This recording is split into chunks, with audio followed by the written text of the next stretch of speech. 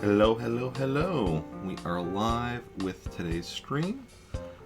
It is, and so let me just share on all the social medias and then we can hop into the game. It is Sunday, so Animal Crossing this morning just. Although I'll be doing a second stream later today. But yeah, let's just hop in because we have turnips to buy and things to do. And yeah, I mean mainly turnips to buy. Actually, do we have any visitors? Tomorrow, Thursday. We don't know if Meltor or okay. February 27th, 9:16 a.m. Triforce. So we're also only 16 minutes late to start stream today. We're getting better. You know? I mean, we're inconsistently getting better, because like yesterday we were like over 2 hours late to start stream, so, you know. Let's go. We shouldn't have anyone new today, because we played yesterday evening, got someone new then. And that is indeed correct. What do we got in the mail here? Some amber from the museum. Always handy, always handy. A mammoth skull, also always handy. Clone a mammoth with that. And a flying pteranodon. Something. Wait. Skull, okay. Letter from home. Yeah. Sang Pond Lantern at Nooks. And Maddie moved to Winnipeg. Awesome. Anything on the message board? No, nothing new. Found that Arrowing days ago. So let's go about our daily runabout town, specifically looking for Joan. But also, you know, checking for our 5 fossils, Money Rock, Glowing Spot, plenty weeds, talk to all our villagers. All the usual stuff. And there's our first weed of the day. We didn't miss anything as far as fossils or anything buried yesterday, so we just show this so I don't have to like be. Well, here's Joan. That's nice. Finding her nice and quick. I know already. I just need to know the price. 84. Okay, that's not too shabby. Don't know that we're buying from her today. Okay, so this is from like 2 weeks ago, I think. 3 weeks ago. A few weeks ago. Let me just...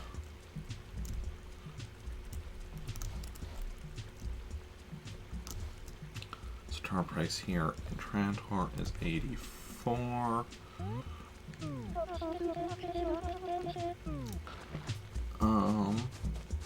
Don't worry, Joan, I am playing the stock market. I just need to find out. I'm just really playing. I need to find out what you're selling for in other towns first. Just hanging. Oh, she wants the amber? Okay. Sure, I'm okay with that. Let's do it. Okay. 84 times 8. Well, 8 times 80 is 640, and then 4 is 32. So that is 672, I believe. 30, yeah.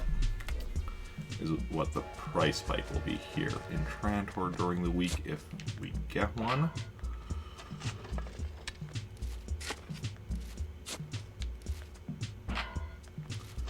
Okay. Get rid of that for the moment. Finish our exploration of this town before we go check our other towns for turnip prices.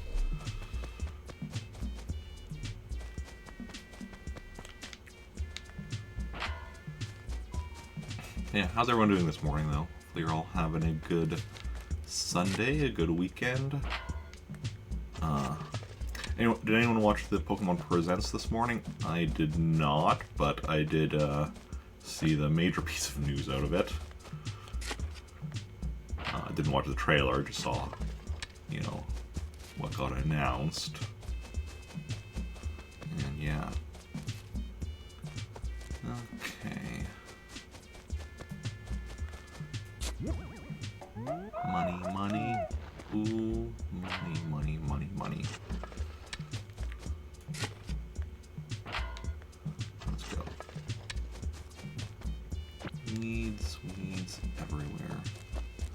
A lot of weeds very early on, considering we played just yesterday.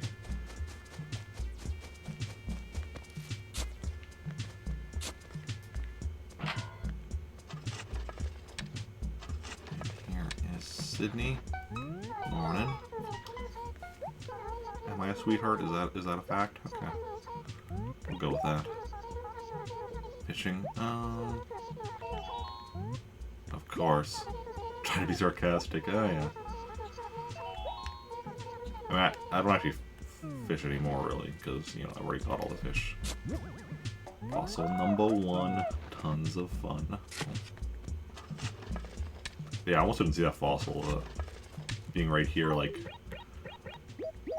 on the edge of this brown section, kind of blended in.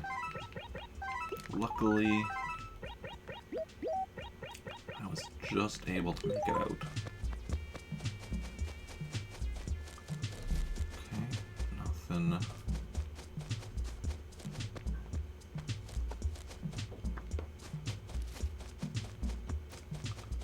Nothing to it but to do it. Let's just go sell our junk, I guess. Sunday, so I don't need to ask Nick for what he's buying terms for, because today he's not.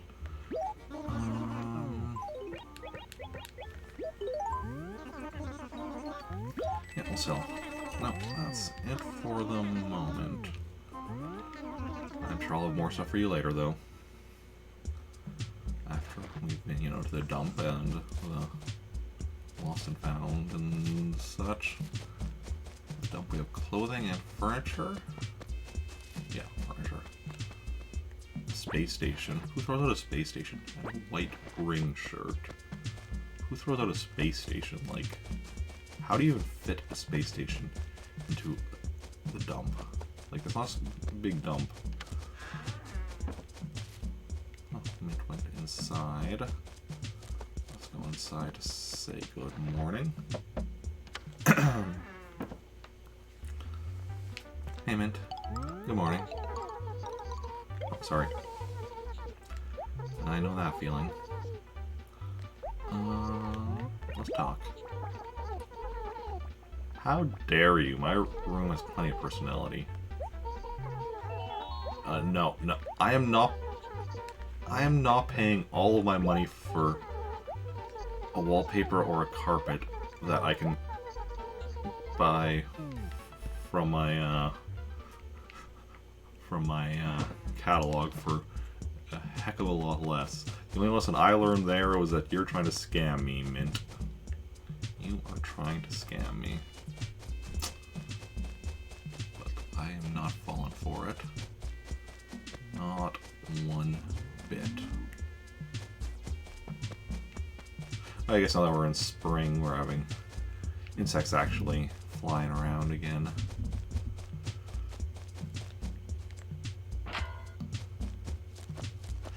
I was saying yesterday though, it feels weird being in spring in the game when in real life, like, you know, outside here where I live at least, there is still so much snow. Fossil number 2. How about you?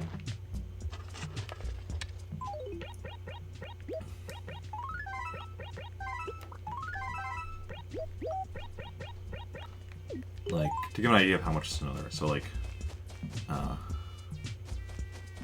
so me and my roommate, you know, we rent a basement or whatever, so he always parks his car on the street, you know, because he wants space on the driveway for it or whatever. But the spot he normally parks on the street, can't park there, or else because of how much snow there is, then there's not enough room on the street to get by.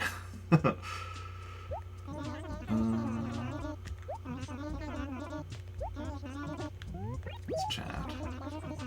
Ooh. My friend Cody, I passed through your town the other day, and it's quite darling. All the trees, those cute houses, and the fish in your river. Yummy. Maybe I should move in. From a traveling elephant. Is this letter funny at all? Like a star. I am a freak. Glad we're in agreement.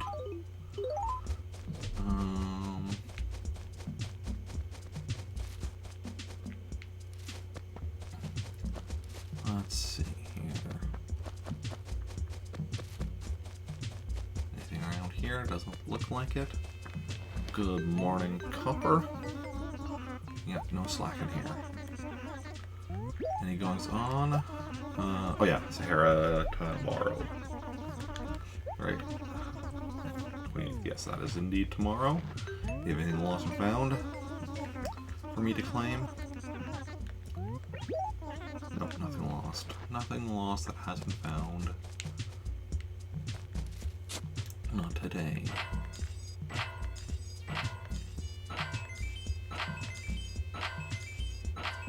Well, we got our money rock already. I feel like this rock isn't the money rock very often.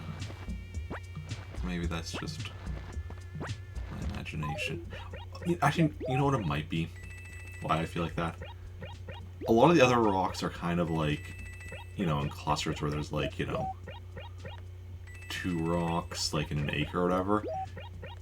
So my brain is just like, oh yeah, the rock was around, money rock was around here the other day, whereas this one is all by itself, so it's like, so it's only when this one specifically is the rock that actually, you know, resonates with me, whereas otherwise it's like, oh yeah, the rock was somewhere around here. Type thing, so yeah. That makes... It's not that someone's money rock less often, it's just that there's a money rock in that area less often. Because there's just the one rock all by its lonesome. Makes sense. Or maybe that is the money rock less often, maybe that, you know, you never know, maybe it is actually the case. Okay, so we found 2 fossils so far as we're crossing the river. Got the money rock, haven't got the glowing spot yet. Ooh, fossil number 3, just for me.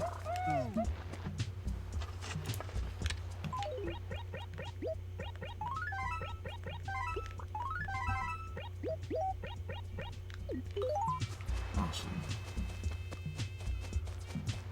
Awesome possum. Yeah, and got a good ton of weeds, but we still might have more to get. Weeds, like I said, I never really keep a count of. Just I find them as I find them. Talk to everyone other than Boris and Anchovy, so... And Boris, if he's home... Oh, maybe? No, not right now, so Boris we still need to keep an eye out for. Oh, here's another weed.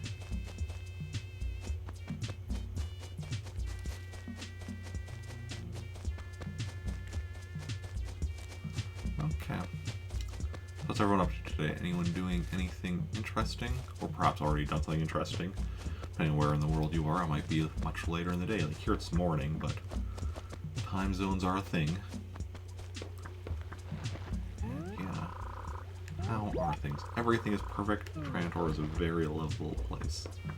That's what I like to hear. Okay. Glowing spot. Nice 1,000 bells. Okay. So we just need the last 2 fossils to talk to Boris and Anchovy and pull any more weeds. And that's the end of the initial exploration of town. And then we go check our other towns for turnip prices. Amongst a few other things. We don't do full explorations of our other, well, honestly today we might do full exploration of our other towns, depending on how long it takes us to find Joan, but... Fossil number 4, just one more. And that's finishing off the woodland paper. So let's move up our lattice paper and rainy day, yes, rainy day paper. And fossil number 5, we're alive. Okay, so we got all our fossils. We're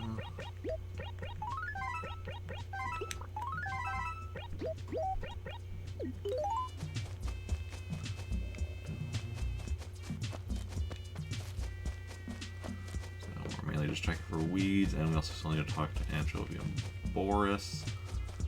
Well, I wonder if we may have missed Boris, because he could still be in one of the remaining acres. Anchovy's probably, like, by his house. Because Anchovy hasn't been by his house yet, so... There's his house right there. I think I heard the door. Yep, Anchovy. An unusual name? I mean... You're named after a fish, so... You're named after a fish that nobody wants on their pizza, so, I mean, who really has a weird name? Oh, I think you're moving. Okay, good stuff, good stuff. You didn't even give me an option of how I felt about that. He's just like, yep, I'm out of here. Okay, so we missed Boris. I guess he was in 1 acre, like, possibly, like, as we were, like, you know, coming, as we were here and coming here, he might have been up here, and then as we went here, he went down here or something. I don't know, he could have been anywhere, any number of places. Just the important thing is he wasn't in the same acre at us at the same time. Probably, unless he was and we just completely missed him. Completely didn't notice him, which is also possible.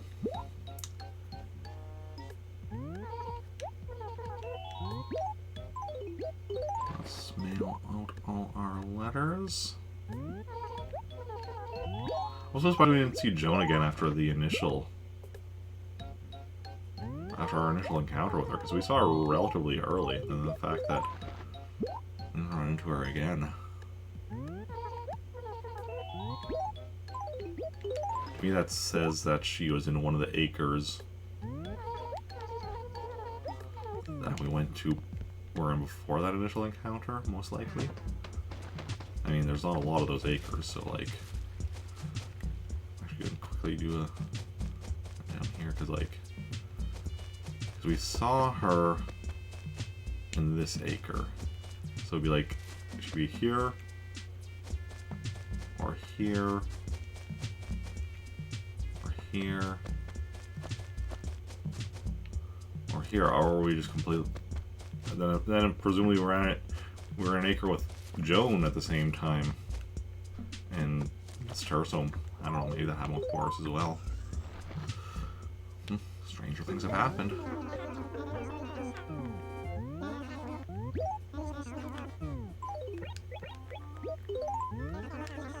Okay. That's it. So let's see, we're at 9:33. So we have about 2.5 hours that we can buy turnips for. But first we need to find out what our turnip prices are in the other towns. We got 84 here in Trantor. So Trantor might end up being where we buy them. 84 is decent price, but it could be cheaper. It's hard to say. So I've seen prices as low as I think the 50s and as high as like, I want to say like 120 or so.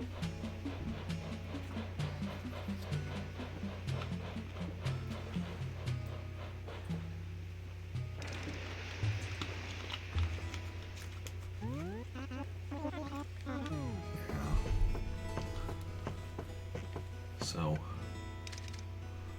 I think 80 is a little, so 80 is a little bit below. 84 is, I think, a bit below the average it can be. Maybe? I'm not even sure. But we will go and check our other towns and see what we will see. Do what we will do, and all that jazz.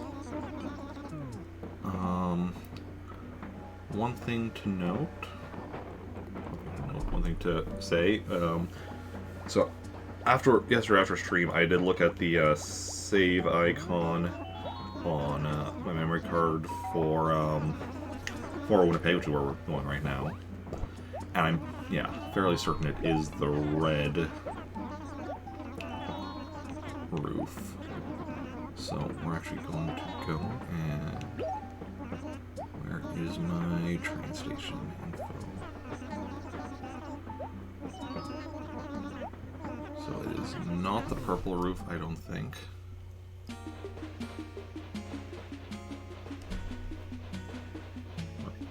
No, now I think it is the purple.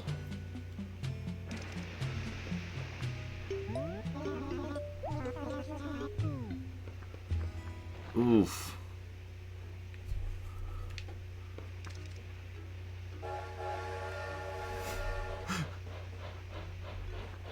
Okay, the one half looks red, the other half looks purple. That's just confusing.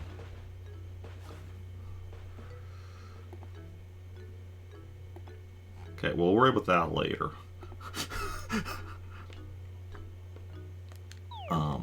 Yeah, we'll worry about that later. Okay, so we need to do how do we want to do our complete exploration of this town?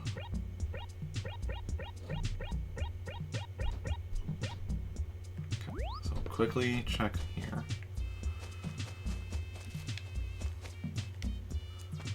And we're gonna cross this way.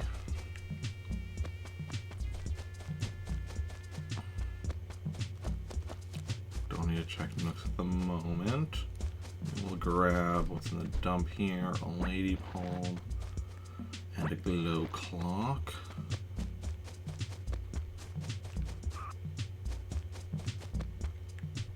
But no, Eric, you checked the... I did check the, it says the memory card icon, and that was much more conclusively red.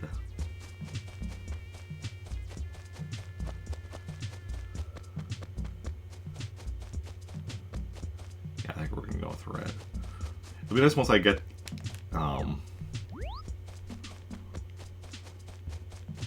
my, create additional towns and get the one that is a purple, which will hopefully be much more conclusively purple, and then I could be like, okay, yeah, now, yeah, I know for sure.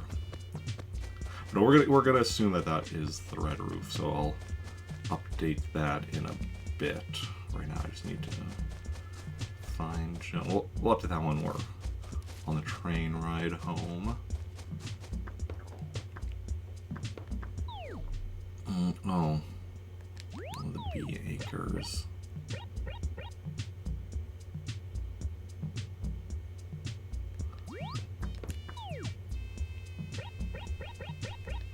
Okay, we'll keep that in mind.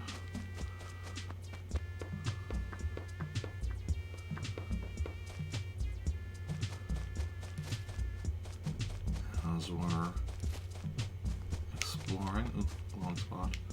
Oh, what we'll probably do is actually we'll check the bee acres after we've talked to Joan and are on our way out.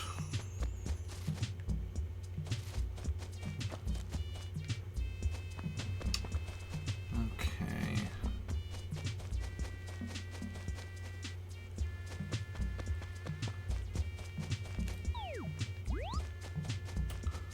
Okay, crossing the river. How do we want to explore this section?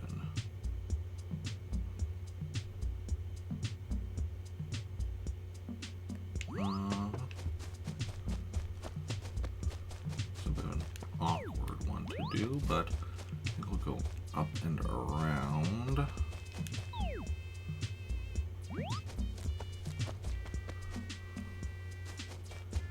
And check things out.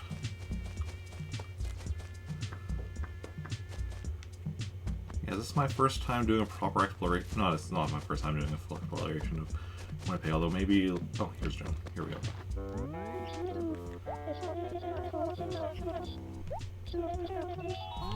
I know already.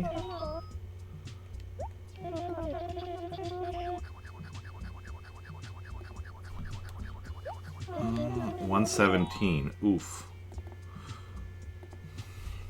117. Nope, not buying them here.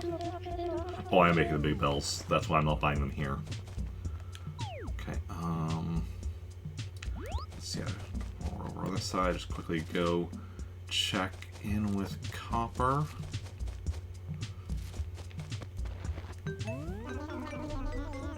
Yeah. Comes on. Wendell tomorrow. No, March 3rd. He's the one later in the week.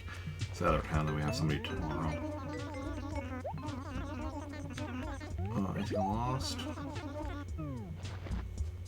Something lost? Let's check what it is. A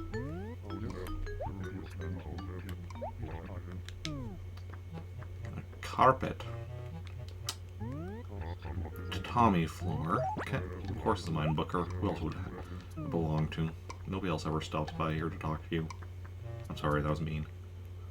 Actually, no, never mind.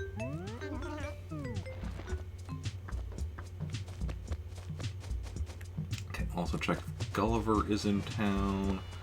And then we'll do a quick run through of the Bee Acres to check for the buried treasure. Did it say what the treasure was? If it didn't, it might be a pitfall as well.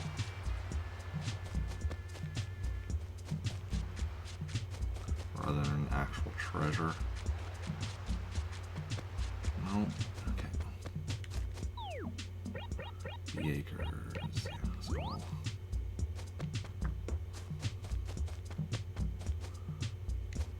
upwards and forwards. Get up here.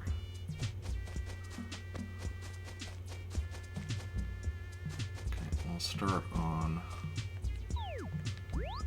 this end. Look for anything buried. I think I saw some buried stuff. I thought, oh, right here. So one of these.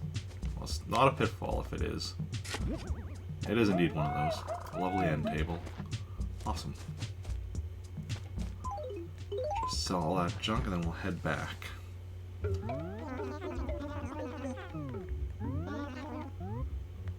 To sell.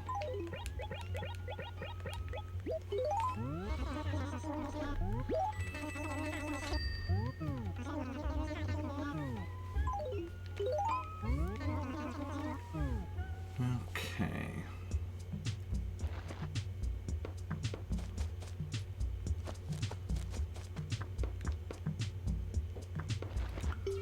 Okay, now we're heading back. Let me just do the math on this. So 7 times 8 is 56. It's basically like, yeah, the 110 will be 880, but then 56.5 would turn that into 930. 6. That's 6.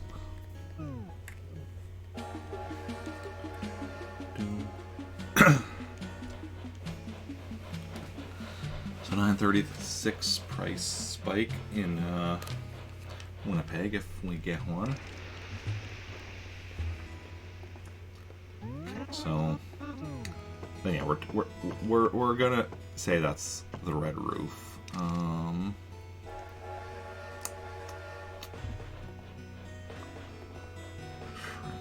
station. So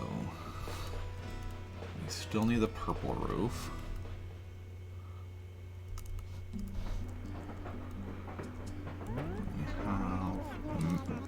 The metal red roof. Metal train station with the red roof. Okay.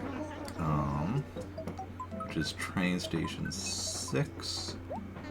So then for there's my furniture list. Train station 6 we'll get on Winnipeg Day.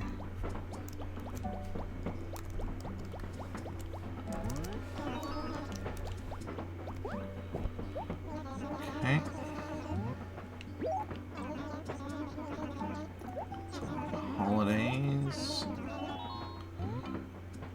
Mark down for Winnipeg Day, train station 6. Oh, I mean, just take the or 10. And for various town days, we can take 6 off of there. Okay, awesome. And yeah, it'll be potentially started tomorrow that we'll start creating additional towns. My basic plan is during the week, any day that I don't have like anything major. Oh, we lost Anchovy. I mean, he was talking about moving, so that makes sense. I'm gonna quickly go check if Boris is home, so we can, because we didn't get to talk to him earlier. So I'm gonna check if he's home now, but then we're going to go to the next door towns and see how things go.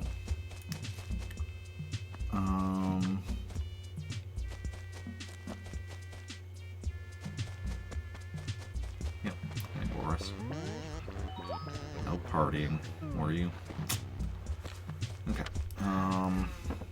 Where do I want to go next?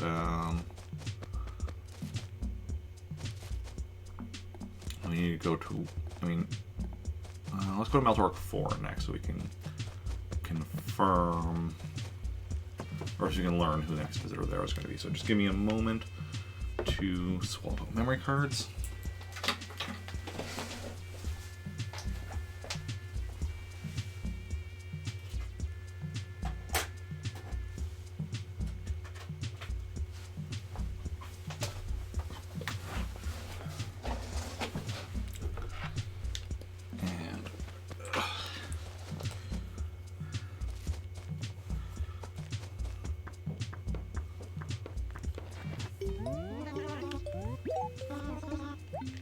Okay.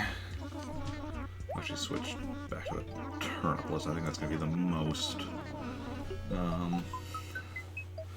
relevant one. Or, I should say, I think we're more likely to find the turnip price before who the next visitor is.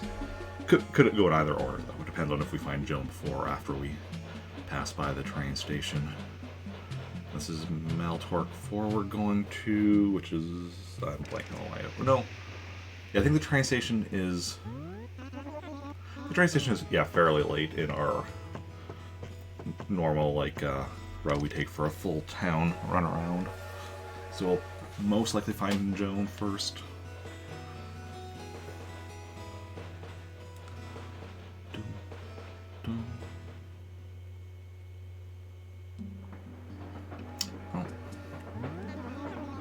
Is here, but we're just going to do a quick random globe. Not going to be doing any requests. I mean, we didn't do a request yesterday either, even though we weren't really in a rush yesterday. But today we are definitely in a rush, so I'm not doing a request today. Just a quick random globe for her face. You're excused. We met yesterday. We met multiple times, but most recently yesterday. Okay, good face.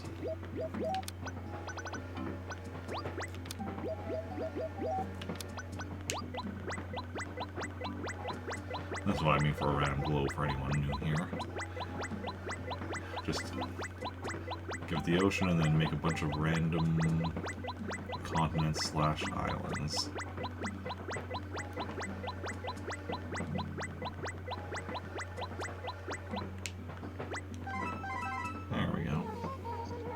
Hey, you do look good. And we assume this is some random planet somewhere out there in the galaxy. Oh, it's raining here.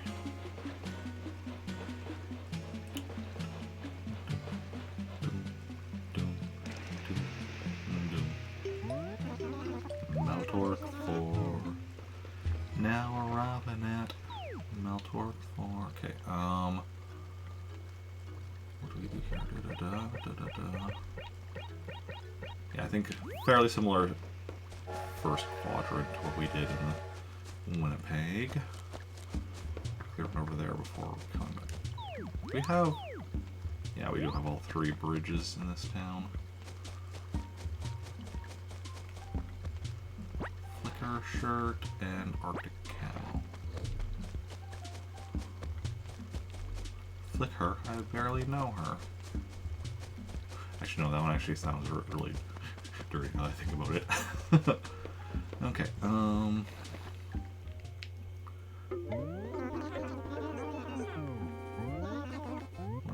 selling the shirts I just bought, just picked up in the dump. Okay.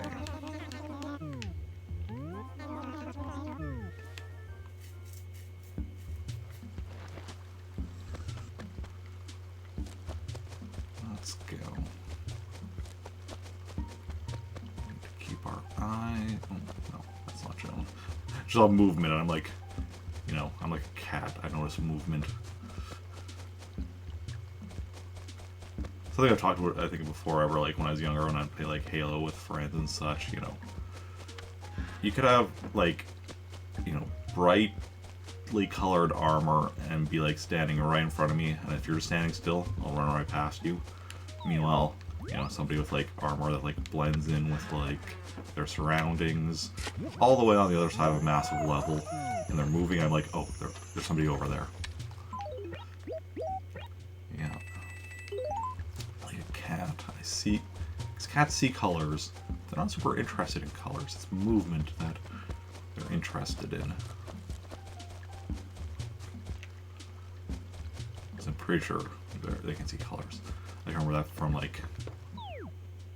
nothing on there. Animorphs number 2 when Rachel morphed the cat. Here. Okay, so now we get back on here. She was saying, it's like, yeah, she could see colors, but, you know, colors weren't super interesting to the cat's mind. Okay.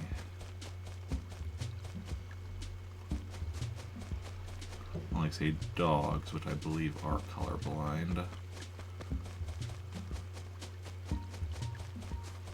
Yeah, this one is kind of whatever, because this one would kind of run around in one order, one way or the other. Either way, we're going to have to, you know, backtrack a little bit afterwards.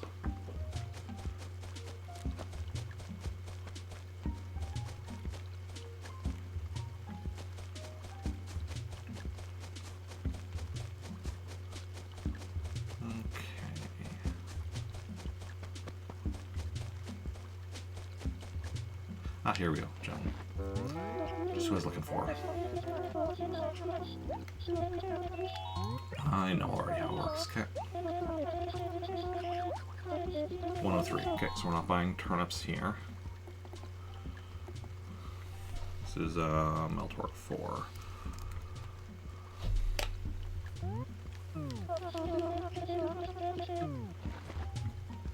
I'll figure out the price spike once we're on the train. First, let's see, check for Gulliver and then go check the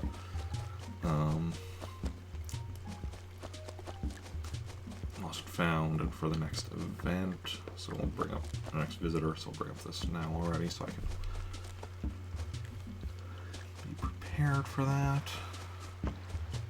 And I just realized I'm low on stationery. Only have 2 stacks at the moment. So I'll get them stationary in the Lost and Found, either here or in Praetoris, or in the dump in Praetoris as well. No Gulliver. Okay. Well, then let's go up here. Hey, Lobo. And... yes. Any goings on? Katrina on the March 1st. Katrina. March 1st is Tuesday. Okay.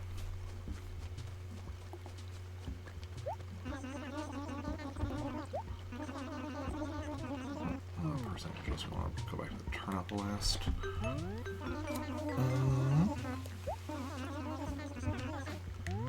Lost. Ooh. Yeah, something. Come on. Please be paper. Please be stationary. That would be the most useful to me. No, just furniture. So that's something we can sell.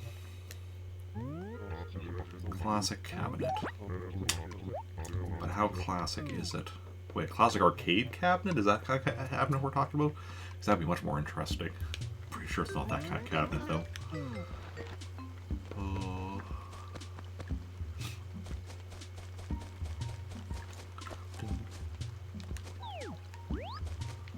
go to Zelda, and we'll head back, and then just need to check Triforce as our final stop. But so far it's looking like we're going to be buying in Trantor. Triforce wouldn't be too bad, because Triforce, at least we already have a little bit of money there. So we won't have to do as many trips to get all of our money there. And of course, Trantor, we don't need to do any trips to get our money there, because our money is already in Trantor, mostly in our savings account.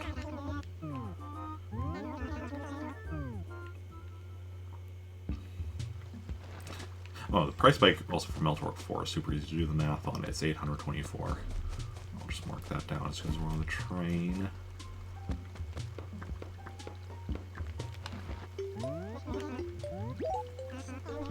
Or actually even now. Basically, as soon as we're in dialogue and we're not running around, because I can just keep hitting B here to move through this dialogue now. So 824. So we just need to check out. Oh, this is a brown roof. That's very clearly different than like the roof we have in.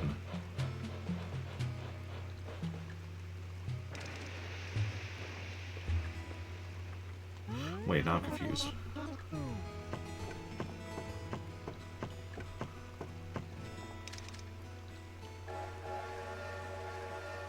Oh no, it's not. It wasn't red or brown. It was red or purple. Do I? Never mind. Of course.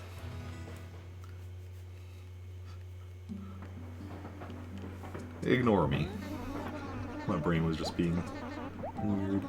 And yeah, when Meltork 4 and Trantor have the same one, metal train station with a brown roof. But we knew, because there's 15 variations, and we were gonna have 18 towns that we're going to have 3 duplicates. So it was annoying having duplicates so early, but it's fine. The next few we create, though, we're gonna be resetting to get a duplicate, and then leaving it till the end. The main thing was because of the fact that Meltork 4 was one I created a while ago that I just wasn't able to access for a while, so I didn't realize it. And then when I brought it back, I'm like, well, obviously I'm not getting rid of Trantor, that's my main town. And obviously and then I didn't feel like right about getting Meltork 4 because I'd used it so much in the past. So I was like, okay, yeah, we'll allow that to be the duplicate. Okay. Anyone else move out?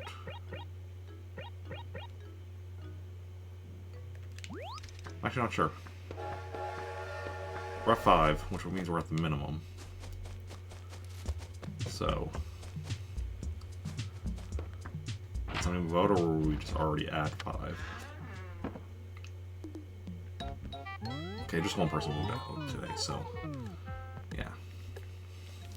Also, just give me a moment to swap with memory cards, so we need Triforce.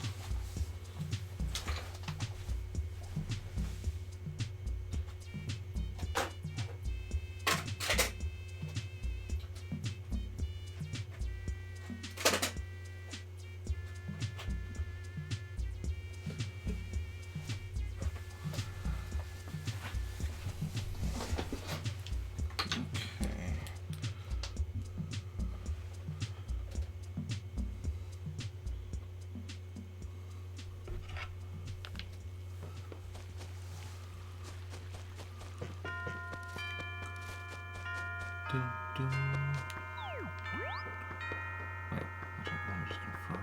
Yeah. Just confirm I didn't have any mail. So let's head over to Triforce, find out the last... find out the price there, and then we'll determine if we're buying turnips here in Trantor or over in Triforce.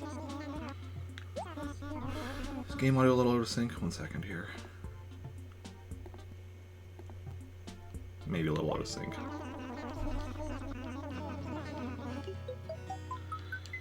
Should be fixed now, though. Oh, 1 second. Oh, I keep talking to this while I do this. I just noticed something popping up on my computer. Get rid of that. And I have a notification, which is probably just somebody going live. Yes, indeed. So, Okay.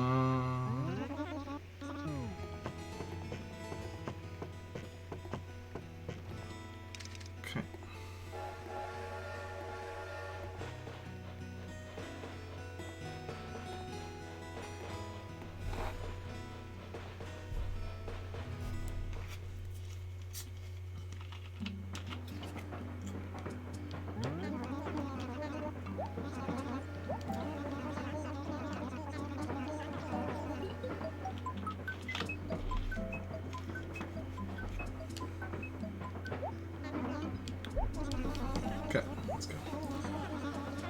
Taurus.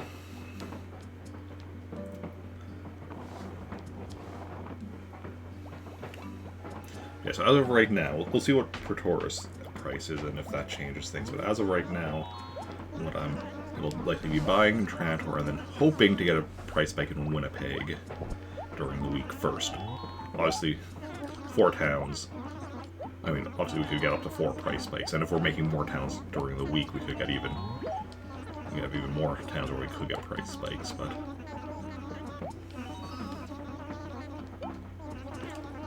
Yeah.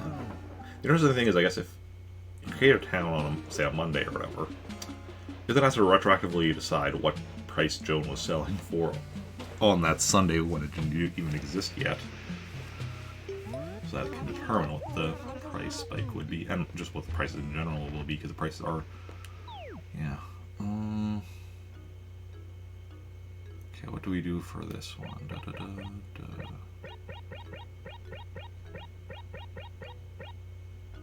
Yeah, okay. So, first do a quick run over. Yeah, so we have some of our money over here already. If we are buying here, we will need to bring a lot more money, because we're spending a lot more than just that on turnips. That's about, what is that? 4 times 1, 2, 4, 5, 21. 15, 18, 21. So that's about a fifth of what we want to be spending on turnips today. About a fifth. BB shirt. BB-8? Oh, and Kid Dresser.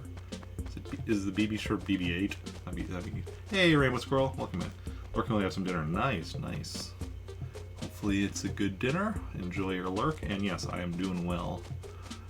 Actually got started stream almost on time today, just like, you know, 15-ish minutes late. Which, I mean, compared to yesterday, which was like over 2 hours late, is a big difference. Means we should hopefully be able to buy as many turnips as I want today. 5 full sets. And a set being, well, yeah, the money we saw in front of the train station, that's the amount that buys is 1 set. Because that's basically like the money, that's the maximum. That's pretty much the amount of money I can fit into my, like, inventory. So that's what I consider a full set.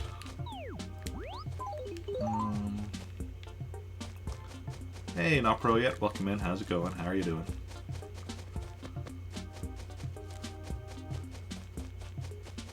We are just an hour late the other day, so yeah. Well, like I said, I was over 2 hours late yesterday, so.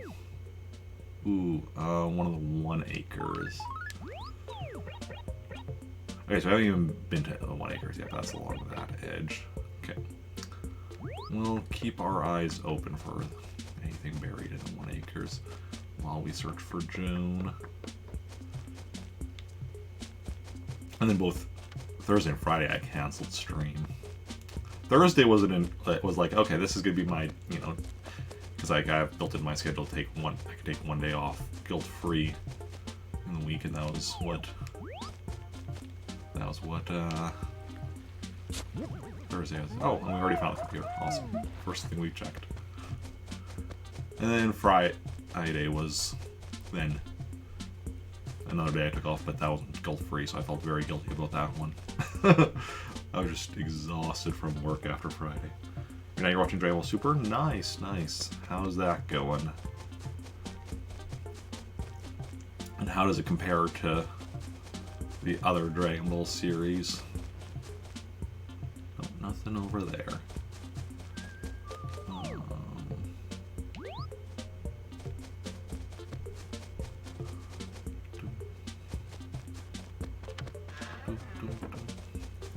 yeah, like I was saying the other day when you're talking about watching GT and such, I do need to eventually go through it and just watch all of the Dragon Ball franchise, get all caught up.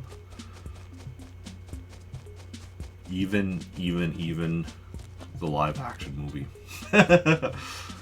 Honestly, like, I know it's gonna be terrible, but I do kind of want to watch it just to see how bad it is. And I mean, it's just one, like, movie, so it's not like I'd be putting a lot of time into it, just like, you know, an hour and a half or 2 hours, however, I don't know exactly what its runtime is.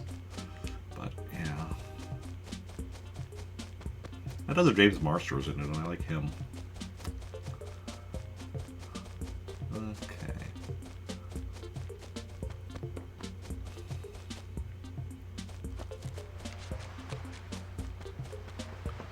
Yeah, whatever other issues Dragon Ball Evolution, I think it was called, the live action movie. James Marsters does seem like he'd be a good casting option for Piccolo, even if the movie itself wasn't great. But who knows, maybe he did a terrible job. I mean, can't imagine. I imagine he did as good of a job with the material as it was possible to do with said material. Dragon Ball Super is pretty good. Z is still better, and GT will forever be locked in your mind, labeled as a waste of time. Oh yeah. Any goings on? Oh, we already knew Wendell, right?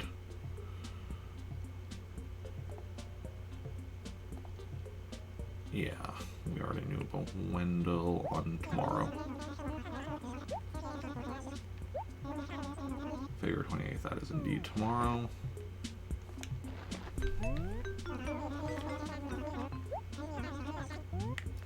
They lost. Ooh, please be stationary.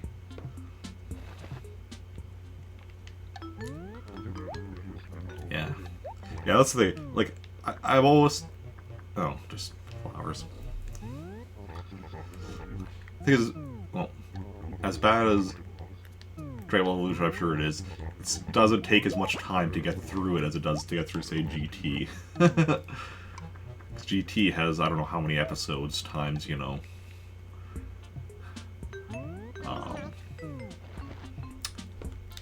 20 whatever minutes the episode lengths are.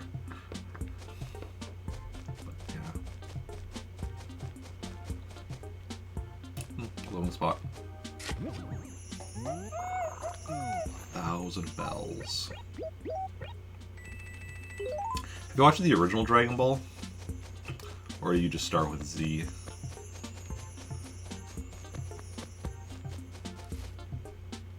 Yeah, I myself have watched a bit of the original Dragon Ball, but not much. So, that's one of the areas I do need to watch a lot of yet. Z I've seen most of. I missed some stuff near the end in the Boo, with the Boo saga and such, but I've seen everything prior to that, and I've still seen most of the Boo saga as well.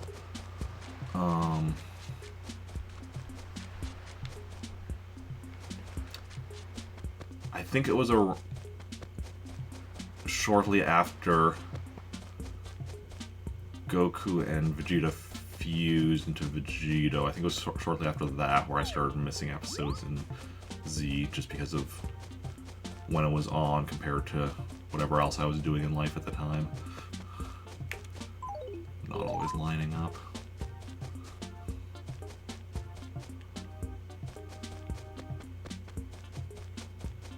But one day I'll go back and go through it all.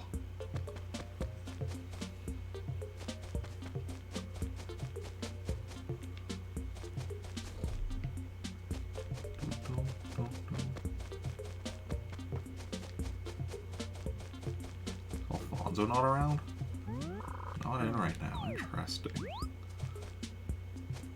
I don't think we... Oh, here's Joan. Okay. And what are we getting for the price split here? Yeah. Prices. 100. Ooh. That's also super easy to do the math on what the price spike is going to be. 800, because it's 8 times. Okay, so we are buying turnips in Trantor then. Geo actually brought that back in. Super interesting. So Trantor is where we're buying turnips today. That's awesome. It means we don't have to do as much back and forth on the train. Do we have to do anything else here? I don't think so. I guess we can go sell this computer and then head back.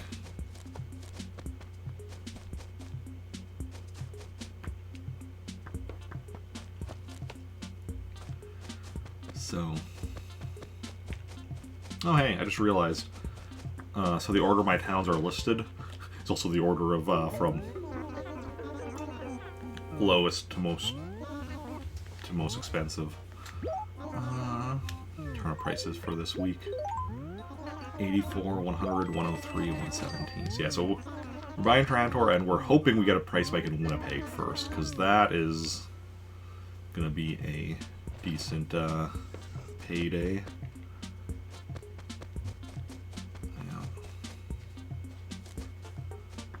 Obviously, selling in like any of my towns is decent, but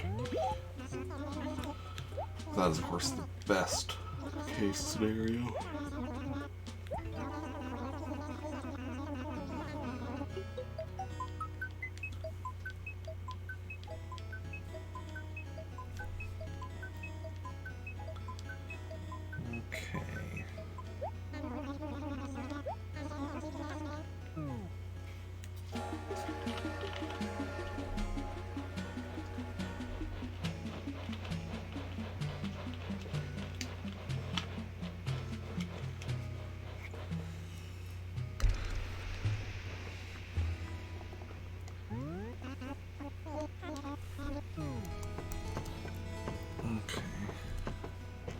Do we like the X?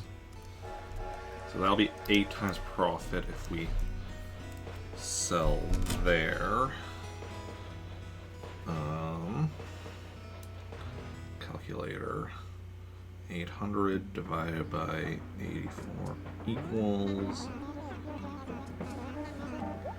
9.5.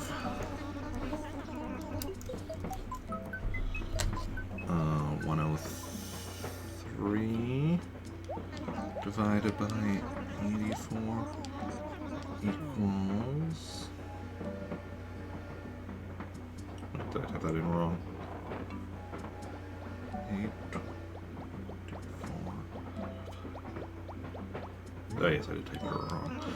It's like, well, that number was very wrong. 9.8 times...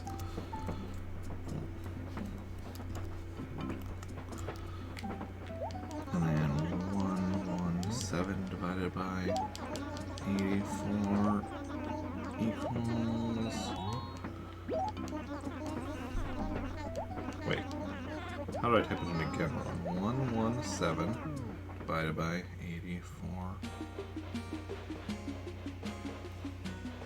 Oh, wait, that's what I'm typing. I'm typing 117 instead of 936.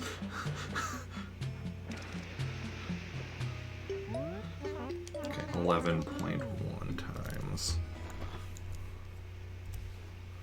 So that's basically what our profit. I think that's what our profit options are for turnips this week. Okay, so what are we at? 10:15. So you have an we have mail. Oh, that's just from Anchovy saying he moved to Winnipeg. No, that's from the HRA. That actually makes more sense. A letter from Anchovy should still be at the post office.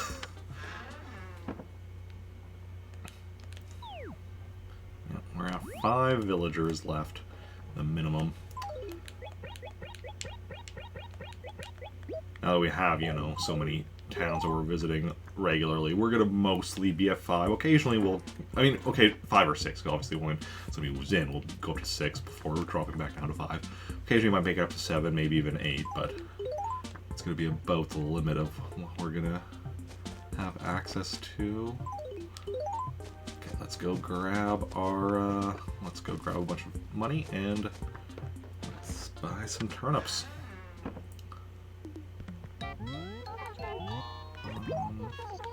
Kind of making a withdrawal, but sure, we'll go with that.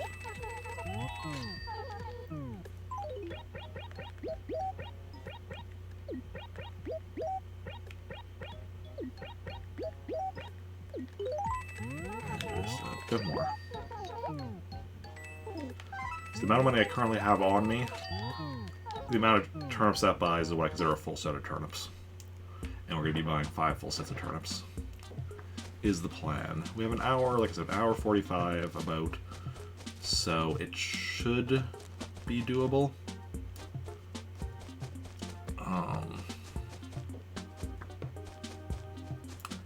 Okay. Hour 60 plus 45. Actually, we'll just say 40. Easier math. Plus, more like, yeah, technically hour 43 at this point. So, hour 40, so that's 100 minutes. Divided by 5 full sets, so 100 divided by 5 is... So we basically have 20 minutes per set. Technically we have more than that because the final set we only need to start by 12. As long as we're in the acre with her for the final set by the time 12 o'clock hits, we're good. As long as you don't leave an acre with her, she won't actually disappear as long as you're in an acre with her. Or if you can still see her. So if you're on acre next to her and she's on the edge of the acre, so you can still see her. Joan also won't disappear then, but yeah. That's a cherry case. Here we go. Okay, let's go. Let's drop a chunk of this. We're going to, so what's the edge? Okay, this tree is that edge. Okay, so this tree is in the next acre, this tree is in this acre, just so I can kind of figure out where the edge is, so I don't accidentally go off the edge. Okay, and let's get to buying. Buying just as many turnips as we can. Well, not as many as we can. Like I said, 5 sets. I mean, that's the thing now. Now, if... No. It's going to be 5 sets today. Is what we're going for. Unless we somehow... If we were doing it at our time, obviously it won't be, but that's out of our control. But I mean, even if we have the time, we're not going to do more than 5 sets. Once we get up to our 18 towns that we're going to be having before too long, then we will be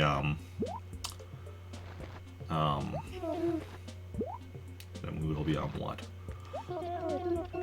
Then we will be trying to buy more, because once we get to 18 towns, it's likely that we'll be able to get price spikes. You know, we're highly likely to get price spikes multiple times throughout the week, so then we can, rather than having like one night where it's just like trying to quickly sell everything, when we get a price spike, it's just like, okay, got a price spike, sell as much as we can, okay, and then wait for the next price spike to sell another chunk, and then just, you know, as we get further into the week, you know, it's like, okay, yeah, here it's like try to sell as many as we can if we get a price spike on Thursday, but it's not, but like, you know, getting a price spike on Monday isn't like rush, make sure you sell everything, because, yeah. Okay, so...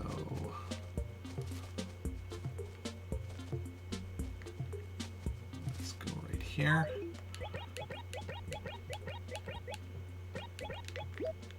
Drop those. And drop those. Okay.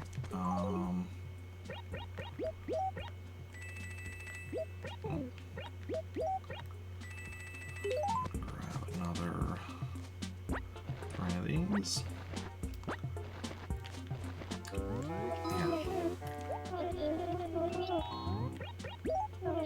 Basically, yeah. And we're going to check what time is once we're done this acre. So, as long as we're done this acre, this set, by about 10:40, we're good. We're golden.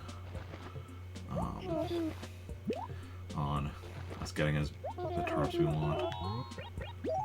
Yeah. It's also referring to what I was saying about having, once we get to 18 towns, having more chances. That does also mean, though, we have more towns to check on Sunday for what the prices are, which is going to take a chunk of time. So we are going to soon have to try getting up earlier on Saturdays, or on Sundays, I mean, on Sundays, so that we can have more time for turnips. What we might do... So this would be nice if I was already done on getting all the songs from KK Slider, because then I could just be like, okay, we're not going to be doing, like... You know, not going to be... We're actually, yeah. We'll just not do the Saturday streams unless we basically have a visitor or something like... Well, specifically if we have, like... Not even any visitor. Unless we have, like, Gracie. Just skip Sundays or Saturdays otherwise, so that I can make sure to go to bed earlier on Saturday and make sure to have an easier time getting up early on Sunday. But we still have 18 more songs to get from KK Slider, so that's not exactly an ideal option right now.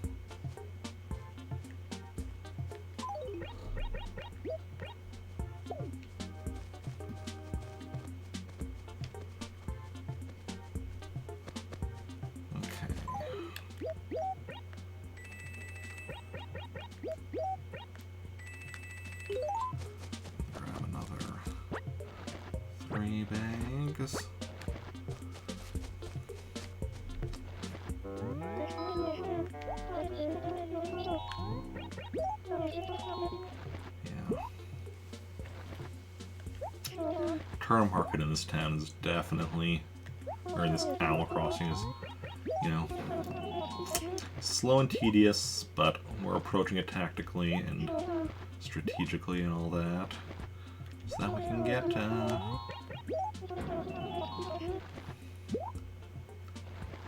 get, what we need.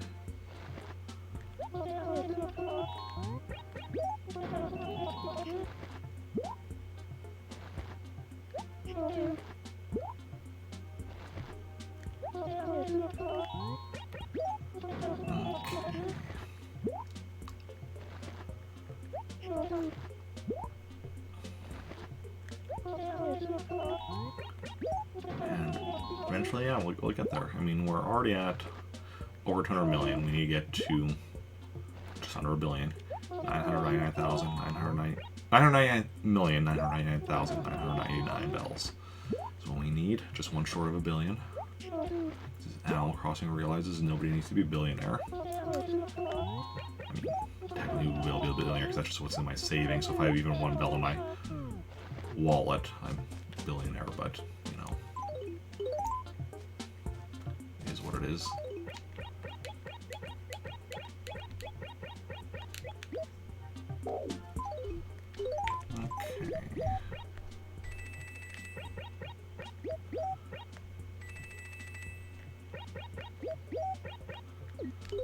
Let's just go here. I'll pick up that final 3 after this next chunk.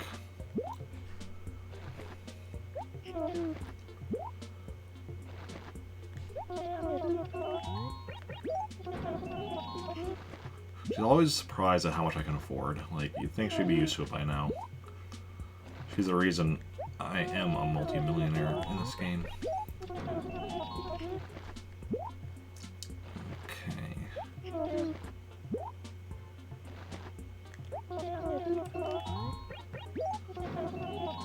Anyone else buying turnips today in any Animal Crossing, whether it's this one or New Horizons, anywhere in between? Okay.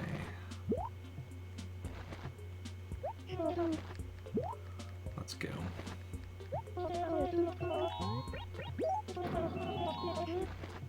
Don't worry, Joan. You'll know when I can't afford them anymore. Well, you'll know when I can't afford them temporarily until I pick up more money.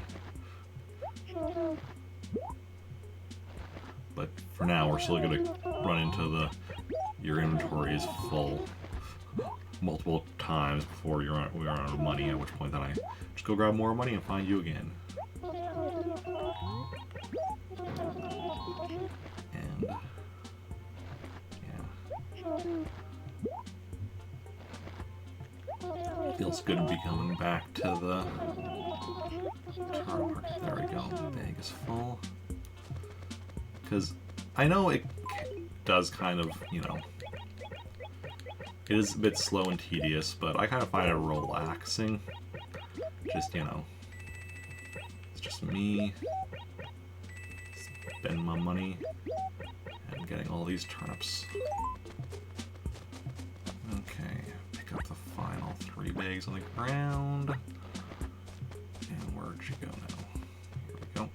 Oh, did not mean to dig that hole.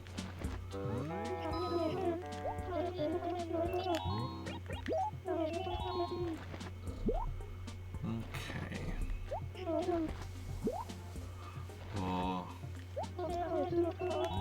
Also, for anyone that missed it, either as anyone not in my Discord, or I don't know, wasn't here for yesterday's stream. I don't think I mentioned it today, but I will soon have my 3DS with a capture card.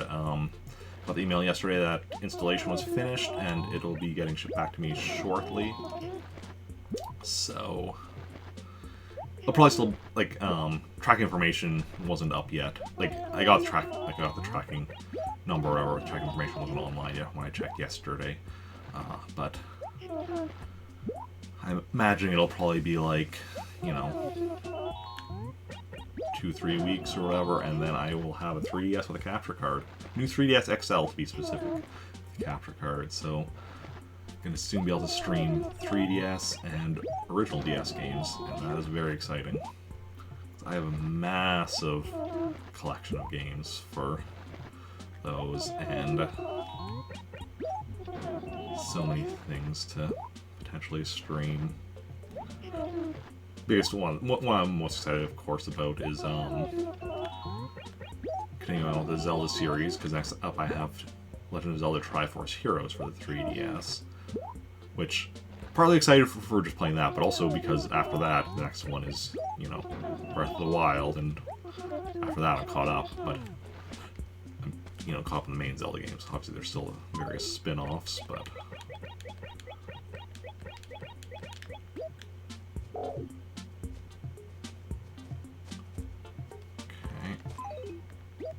actually, let's grab these out of here.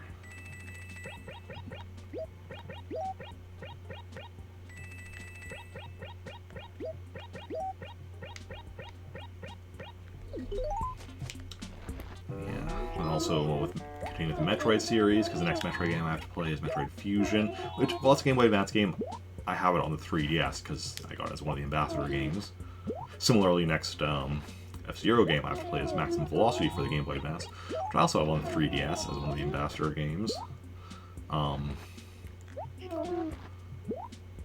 Next Kirby game I have to play is Kirby's Dream Land 2, which I can get a lot cheaper on 3DS Virtual Console than I can just getting the actual Game Boy. Getting it for the actual Game Boy.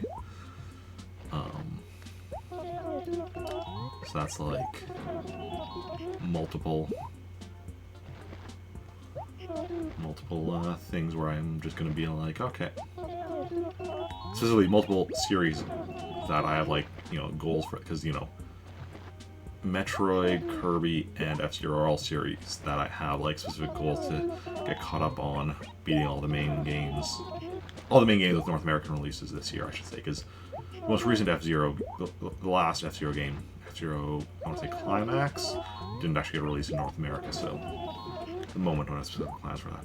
Not that I'm actually likely to get caught up on the F-Zero series, considering one of them is an arcade game, and that's going to be really expensive and hard to find, and I don't know where I'd put it. When I do want to get it eventually. It's a plan, but I also don't know how easy it would be to even get into my place. I'll have to look at the exact dimensions of it, but to even determine if that's even something that seems doable. Oh, wait a second. I just realized. We have another space up here. I went a bit too...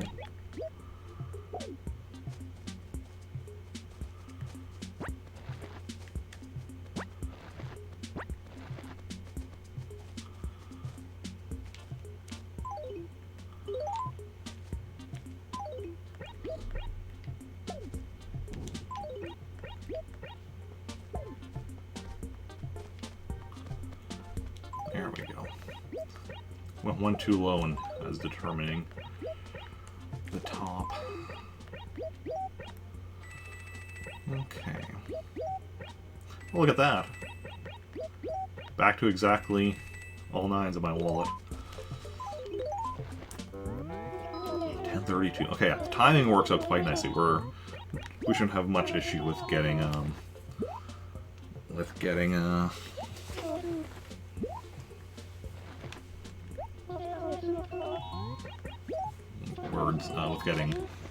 5 full sets of turnips today.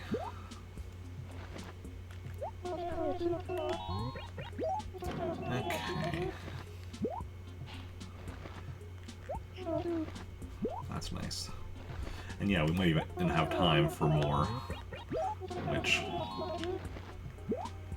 we're not going to, but it is tempting. It is very tempting, but no. Because we still only have the 4 towns. Yes, we're going to start making more towns during the week, but like, you know, let's say we make another town each weekday. So that means, yeah, Monday we'd have 5 options to sell. Tuesday we'd have 6, Wednesday 7, Thursday 8, Friday 9, Saturday 10.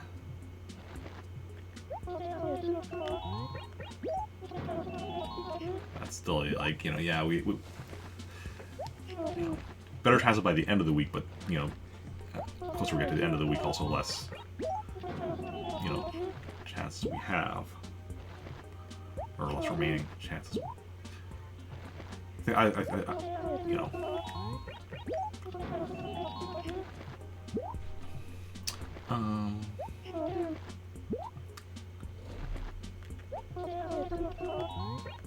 But also, I'm just realizing that means, like, assuming we, like, you know, create 1 town a day, other than probably, like, you know, next Sunday, because we're not going to create, or today, we're not going to create a town on Sunday because of, you know, being busy with,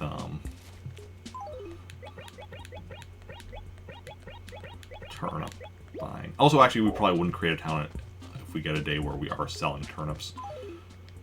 Unless we end up selling turnips in the town we create, obviously, but because we'd probably be checking turnip prices first, and then if we get that selling turnips, then probably not taking the time to also then make a new town on that same day. But yeah, so actually taking that into account, I was gonna say we could have. Oh, actually no, because we're going for 18 towns, so still probably be another like 2-ish week, well, a little over 2 weeks to get all our towns built, but we could at least get most of the different train stations by the end of next week, potentially.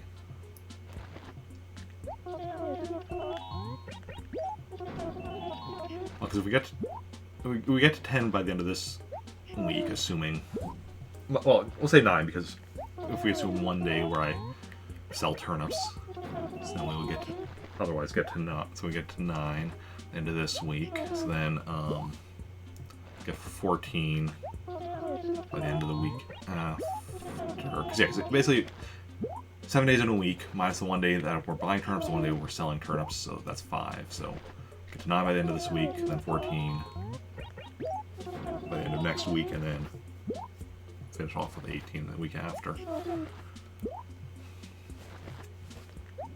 That's yeah.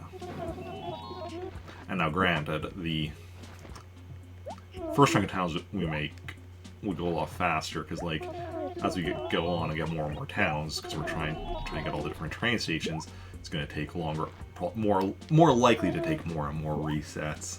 It's not a guarantee, like we could get lucky, but yeah. And then once we've got all the train stations, then it's about going in and being like, okay, what islanders do we have? And try and get the remaining islanders. And specifically there, unless we get really lucky and all 15, or like all 16, because we already have the one double there. So once we have the 16 towns to get all 15 train stations, because we already do have the one duplicate, unless we get really lucky in that each of those towns have a different islander, we'll also then have to create a town that has a different islander we're missing, trade to one of the ones islanders we have a double of, and then, you know, yeah, it's gonna be a lot of work, but a lot of resets, but yeah. Train stations will also go a lot faster, because train station, as soon as you arrive, you see if it's train station you need, if not, you reset. Islanders, you need to create, not only just arrive in the town, you have to actually, I think, finish even working for Nook before you can actually go to the island. I could be wrong with that. It's definitely something I'll be testing out when it comes to it, but yeah. We will see.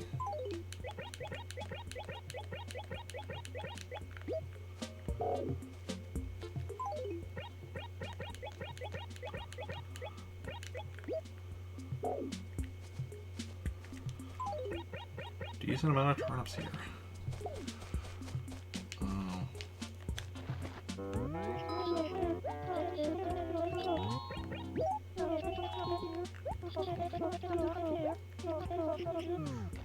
Interesting that it actually said, yeah, your bag was full, even though I was also out of money.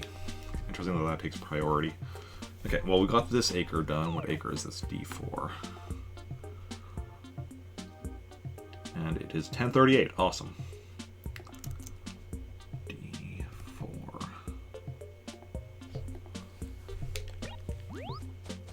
So do we go right to the bottom here? Yeah, that is. Just making sure.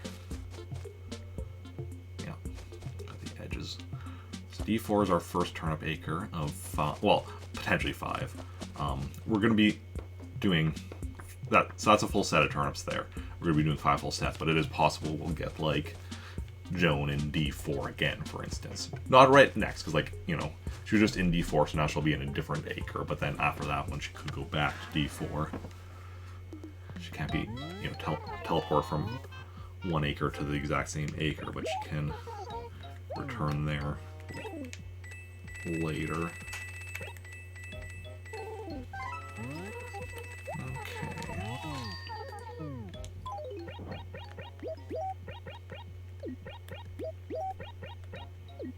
Yeah, I think the timing should be pretty close to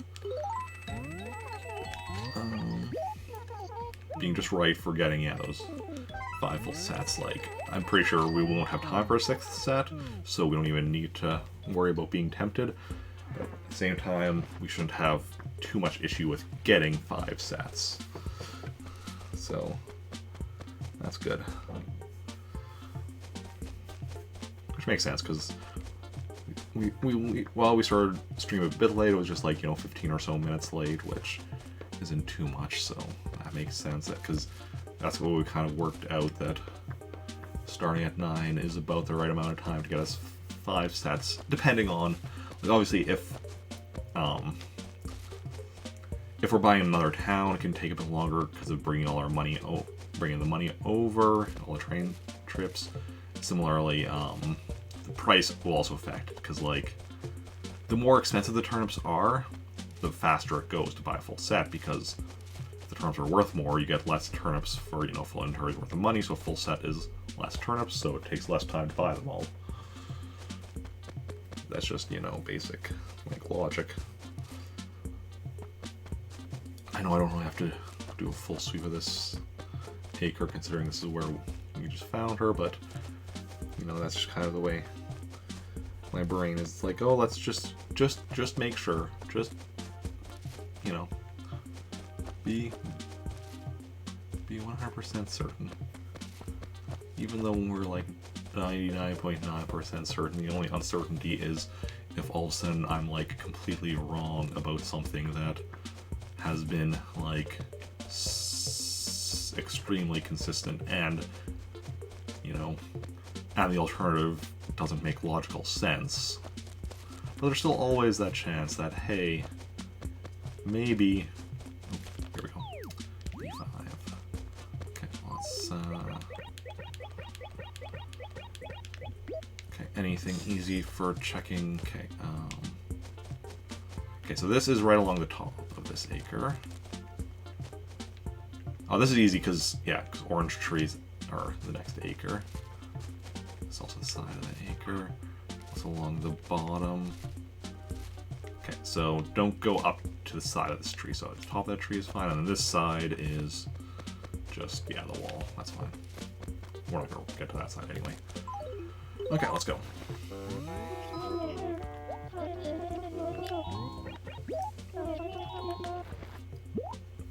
Yeah.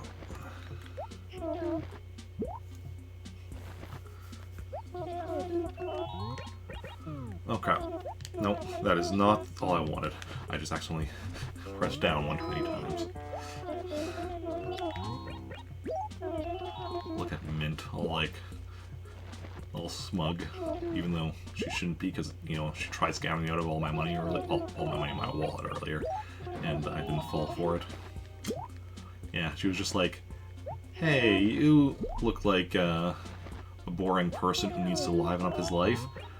I have a wallpaper and a carpet here that I can sell you one of them for the entire contents of your wallet, and both of which are ones that I can just buy for my you know, catalog for, like, you know, much cheaper. And then she had the audacity to be like, oh, if, you know, if you missed, you know, you'll learn quickly that if you miss out on things like this, they might not come around again. It's just like, really? You're just like a grade A scammer. Okay.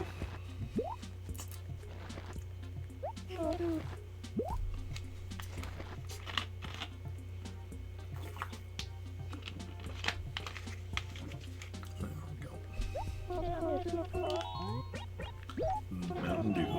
Do the do.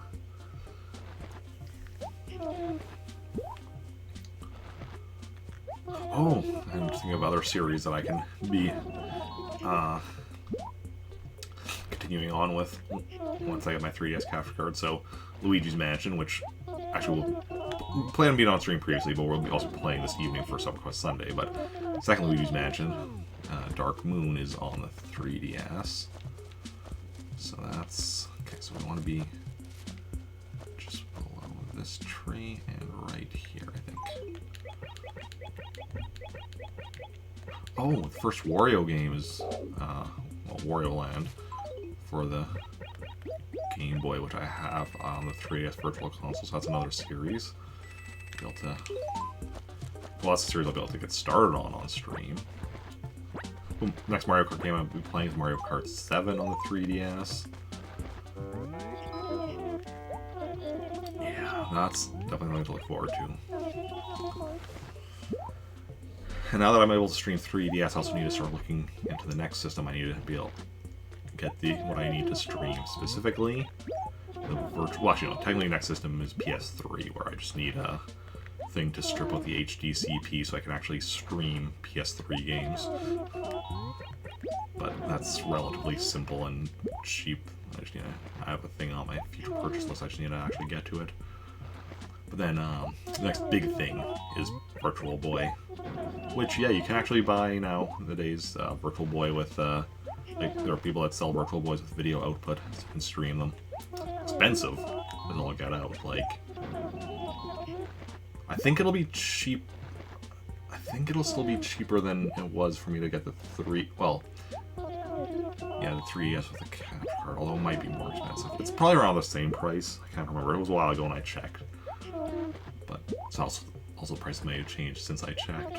But yeah, I know Virtual Boy doesn't have too many games, so that's, you know, not one that's on a lot of people's list for streaming. But I mean, hey, it has Mario's Tennis, it has Mario Clash, it has a Wario Land game, the second Wario Land game, in fact. So those are all stuff I need to play, and then all those other games as well, like, you know, Galactic Pinball, 3D Tetris, Nestor's Funky Bowling, Waterworld, based on a movie of the same name. Okay.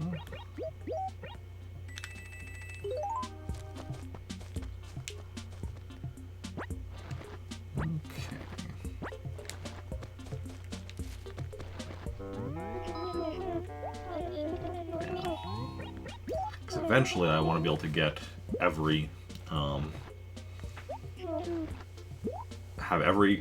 be able to stream every console, every system, like just every. I want to be able to, so right now I say, like, you know, the only games I play off stream are those that or pretty much the only games I play off stream are those that I can't stream either for technical reasons or because they're not allowed to be streamed on Twitch. Which I want to say, just the only games I don't play on stream pretty much are the ones that I'm not allowed to stream on Twitch. Not that I play many of those games, but just like in theory. But yeah, I don't want to have any games that I can't stream for technical reasons. And I mean, there's going to be some stuff where, like, yeah, okay, Game & Watch games, the only way to actually stream them would be to, you know, literally point a camera at the screen. But I mean, if I'm at the point where I can stream everything else, I might start doing that just for completionist's sake. I don't know.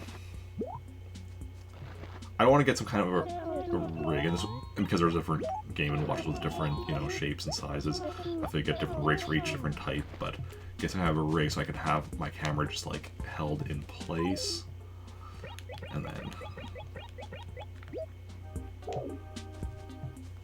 use that to stream Game & Watch games, but we'll see. We'll see. That's for future Eric to worry about.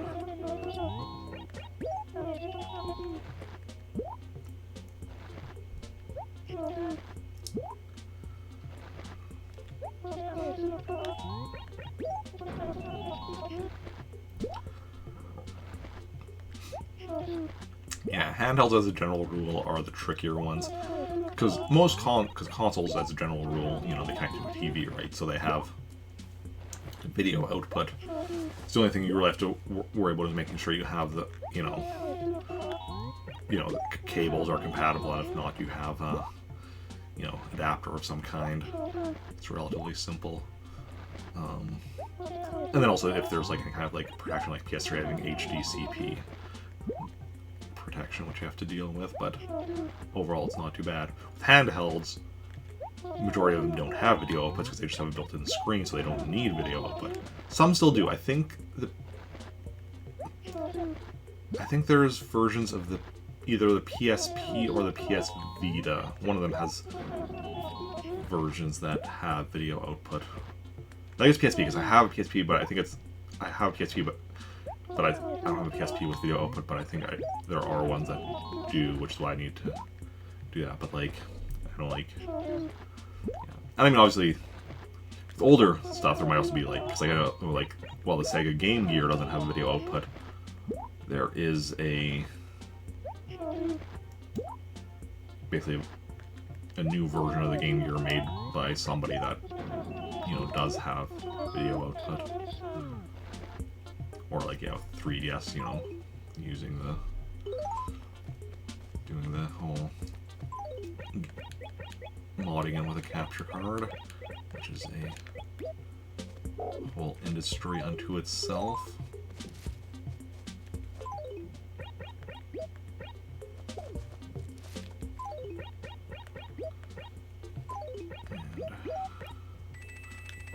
same thing with modifying Virtual Boy to have a video output, which I'm glad is an industry now. Well, in industry, there's like a couple people doing it.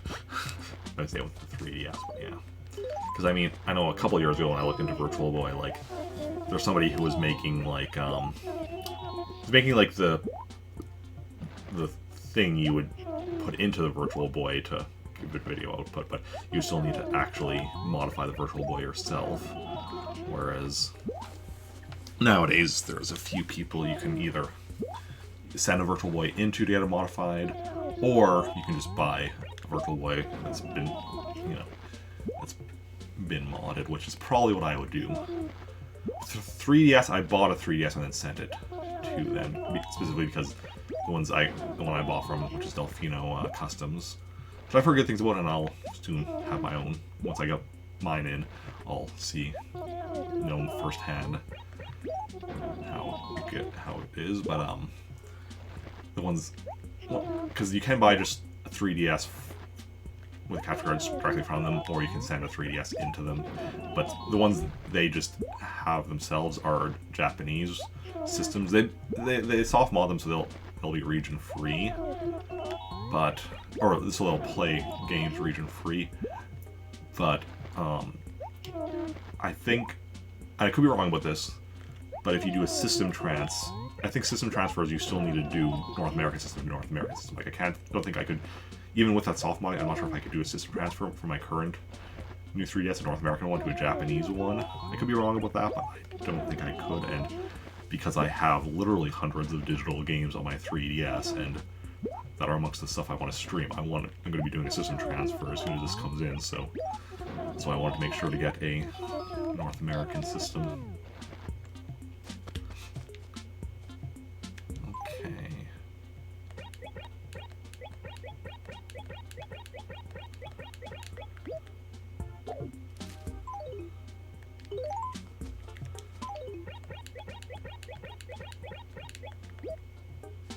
But like with like Virtual Boy, well, I guess I still will want to make sure it is a North American system so I can play North American games. But I'm pretty sure that's what it will be just by default, because there you can't. I mean, you could potentially, you can't do a soft mod to make it region free. I doubt. Maybe you could, but I imagine that would actually be hardware modification. Actually, I don't know. I have to actually look into exact. I actually don't even know what the Virtual Boy has. Now I think I don't even know if it has region locking, because thinking about it, the Game Boys never did. Okay.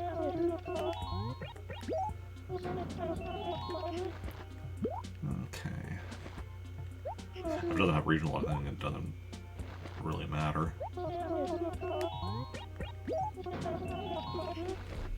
Because it doesn't sound like it has digital games. It's just all physical games. And not very many of them. Even for collection purposes, like I do have a North American Virtual Boy, which I just want one that I can actually stream from.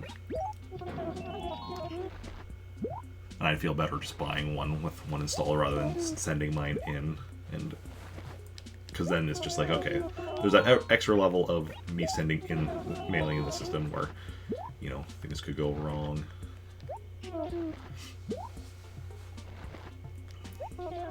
Gets lost in the mail. Obviously, it can get lost in the mail on the way back, but the way back is the way from there to me is happening either way if I buy one. Okay, 1 second. Game audio is starting to feel a little out of sync.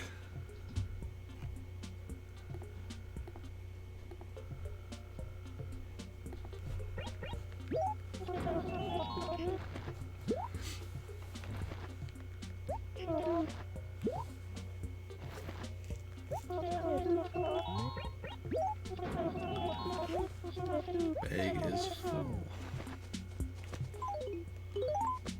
Okay.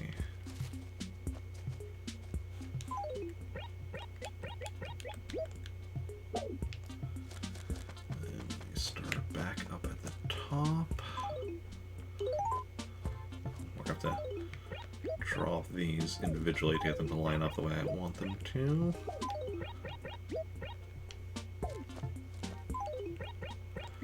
This is nice though. During winter, when these bushes are covered in snow, you can't even see turnips that you drop in them. So luckily we're out of winter and out of having to worry about that. Okay, this is where we're going to use up the rest of the money on this final go. I think that's what happened last time. We're at 10:56. Awesome, yeah, we're making good time.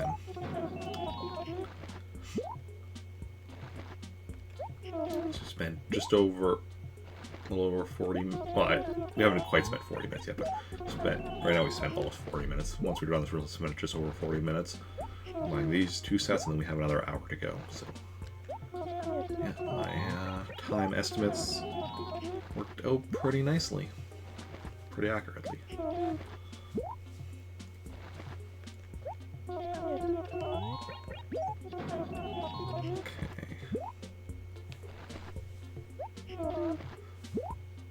Oh, since I will be creating more towns over this next week, I'm gonna have to start figuring out the town names and such.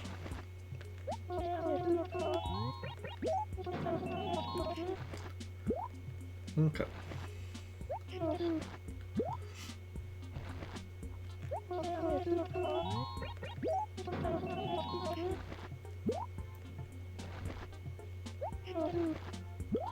I already know a few.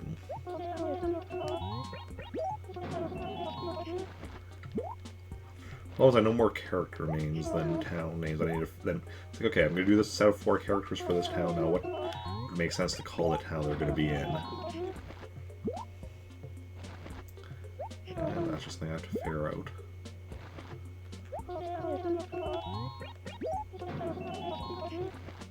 But we'll figure that out as time goes on.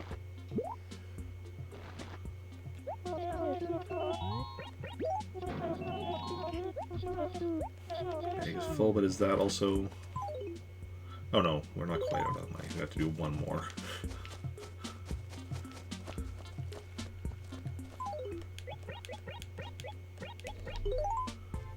Yes, actually that is the right.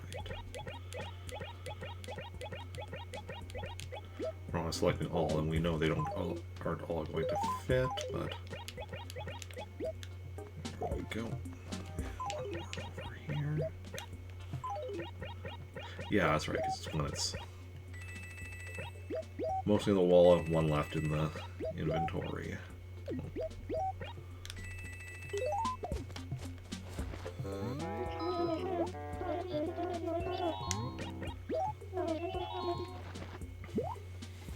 Let's go.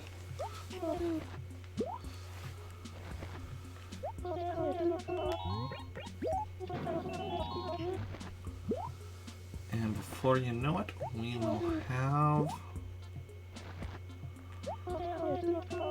all of the turnips we want. We'll sell them during the week, and yeah, we are going to be raking the money. So if we get, yeah, if we get the Winnipeg price spike first, and just get like 11.1 times profit, that'd be amazing. Because we're spending a bit over 2.5 million bells on turnips today. So 11 times that is, well, so that's more than 25 million that we'll be getting. Well, we would be getting. Which is downright nice.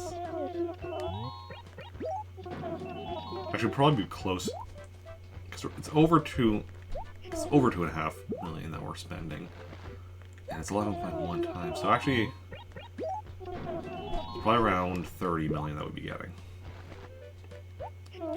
which is not too shabby at all. But that's if we got a price spike in Winnipeg first, because obviously as soon as we get a price spike, you know, we're selling in whichever one it is. It's only if we get price spikes in multiple towns on the same day that we actually take into account which one is the bigger profit. Yes, they did announce another 9th gen Pokemon games. Scarlet and Violet. Going with colors again. Yeah, I missed the Pokemon Presents, but I did see that they announced those, and I saw the starters, which starters look neat. But I mean, the first stage of the starters are generally very cute looking, but then it varies if how starters end up looking in their second and third forms, if they're cool or not. So we'll just have to wait and see. Did they show any other Pokemon other than the starters, or was it just the starters? Do you know?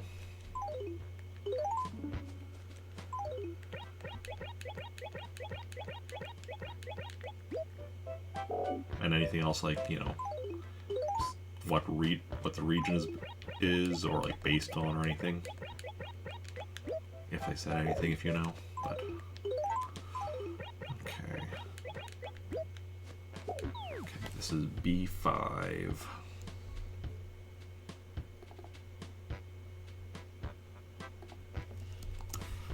B5. Couple other Pokemon in the reveal trailer, but the only new ones were the stars. Okay. Yeah, I'm gonna have to watch the trailer later after stream. See. Check things out.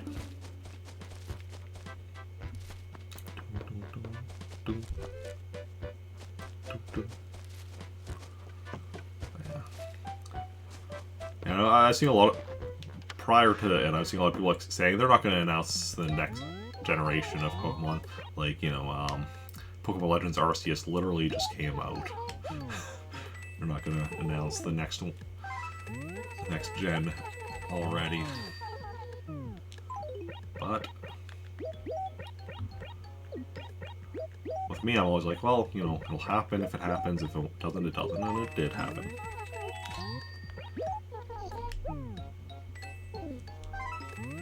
Well, from my understanding, yeah, well, this is obviously going back to, like, in some ways the traditional format, with the, 2 games and such.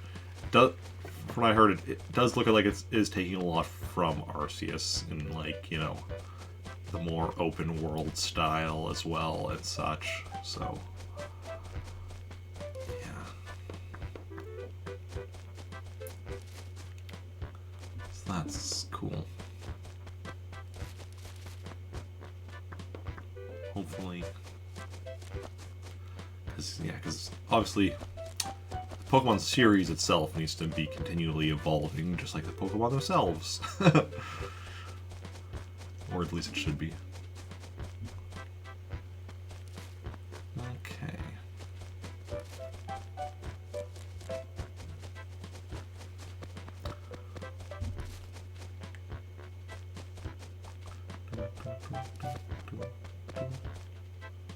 Apparently they're even coming out, like, this year yet.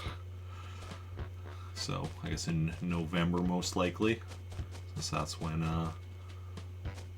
Pokemon games generally come out. Now that brand new Pokemon came out, that means you gotta get on Arceus. Yeah, I guess, yeah, if you're wanting to stay caught up. I'm still, like,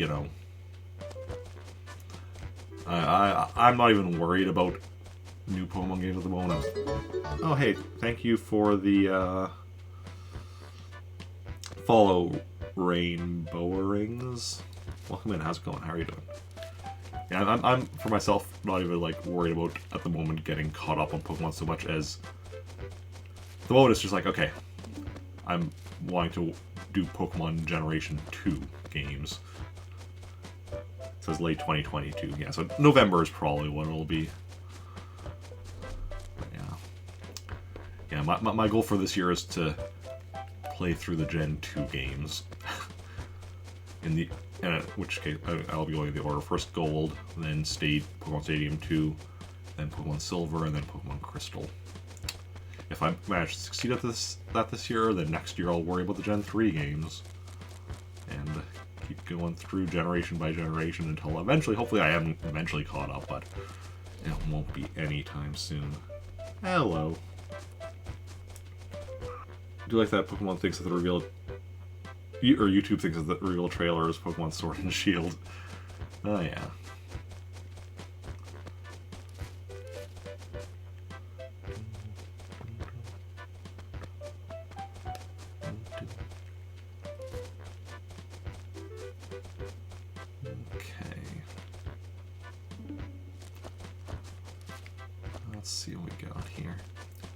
Currently, the only thing currently holding me back is I still need to get everything I need to replace my save battery in, well, both gold and silver, but primarily in gold. I mean, it's the same stuff.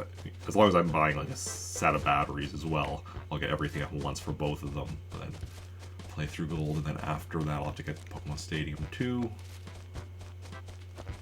Play through whatever for that I determine is beating it, which, like, in the first gen, it was like, or for Pokemon Stadium 1, it was like beating all the tournaments, and then, or no, I think you beat all the tournaments and beat the Gym Leader Castle, and then you unlock a Mewtwo fight, and after you beat Mewtwo, that's, like, the beating of the game.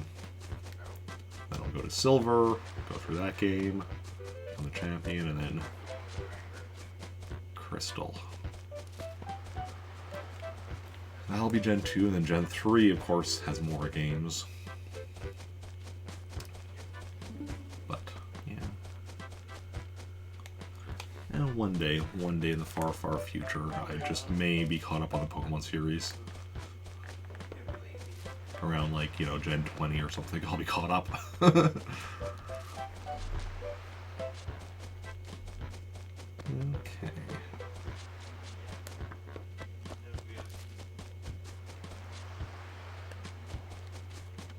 Well, that being said, like, with Gen 3, like, when I get to say Gen 3, because I'll be going through, my plan for Gen 3 to go through is going to be Ruby, Fire Red, Colosseum, Sapphire, Leaf Green, XD, Emerald, and then if Pokemon Box has any actual gameplay to it beyond just being a storage system, I guess do that. But I think it's just a storage system. So, but even though for going through those, because, like, you know, for the Fire Red and Leaf Green, because I've already gone through Red, Blue, and Yellow, those will probably go out fairly quickly, because I already know, yeah, they'll have changes, but I'll still be relatively familiar with it. Similarly, when I get up to, like, Gen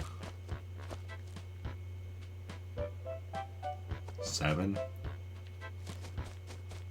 that's where, yeah, Gen 7, where they have, like, Pokemon Let's Go Eevee and Let's Go Pikachu. Again, remakes of Gen 1. Now there, the gameplay is even more different, so that, but not in a way that should make it harder, I don't think. Did I miss Joan somewhere? I mean, we're not at the end of the town yet, so yeah.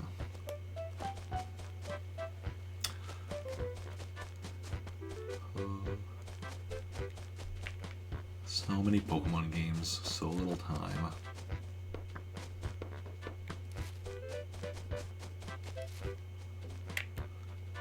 I'm gonna have to figure out what I'm gonna do though when I get up to Gen 5, because Gen 5 also included the Dream World, which is an online thing that's no longer available. And as far as I know, last I checked, at least no fans had got it working again. Ah, here is Joan. So that's something I'm gonna have to then determine what I'm gonna do with, as far as the Dream World goes for Gen 5. Because that was like its own, it was an online thing, but it was essentially its own game and such. I connected to Black and White, and Black and White 2.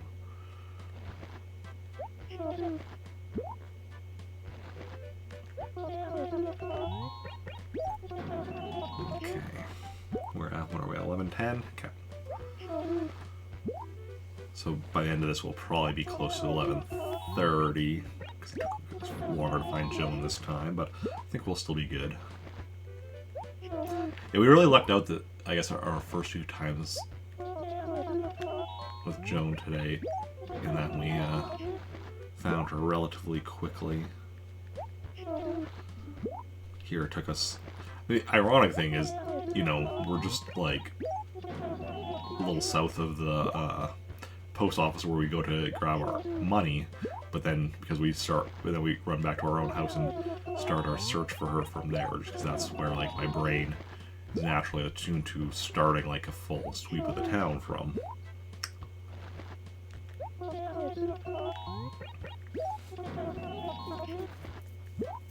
Okay.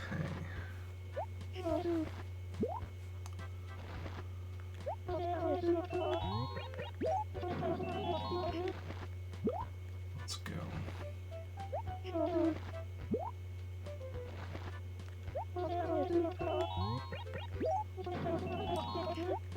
Bag is full. Oh, we didn't check exactly how. Okay.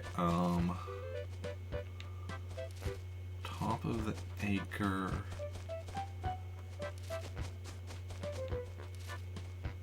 Top of the acre is right here. Okay. So now go down just a little bit. Okay.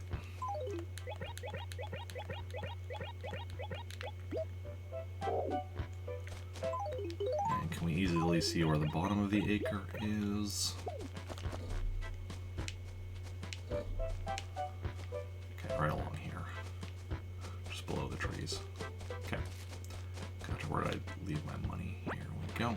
Pick up 3. Oh, I forgot actually.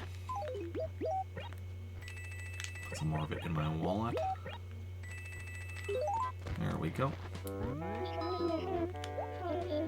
Does anyone have a preference yet for the Gen 9 starters? For, you know, for Pokemon Scarlet and Violet, which are the starters they like most, based obviously just on the first forms. All we have so far. I think they all look nice. Me being me, of course, I generally always start with... One of the versions start with Fire Starter, and the other version, generally, the... the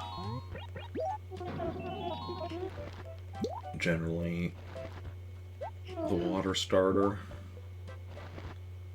So what I'll probably do is, yeah, Fire Starter and Scarlet, Water Starter and Violet, when I eventually play them. And if they were to go back to doing the, you know, third version of the games later on, do the Grass Starter in there, but we haven't had a third version since, I think, Gen 4? So, yeah. Gen 5 had the sequels, Black and White 2, but, yeah.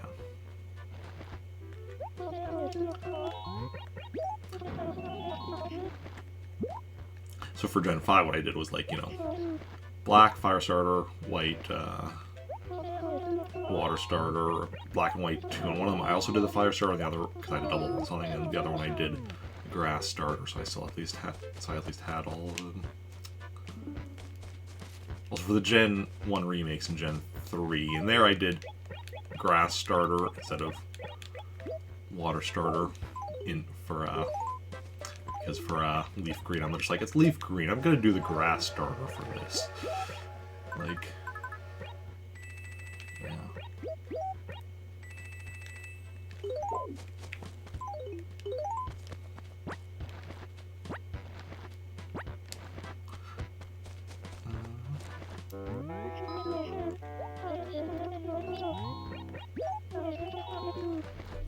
Let's go.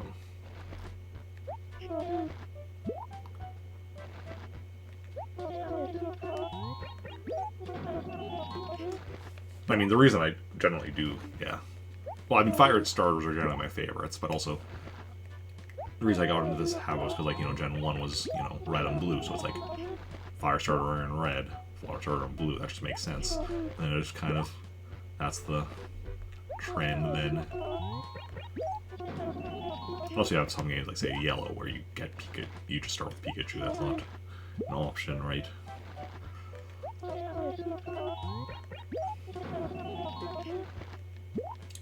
Okay.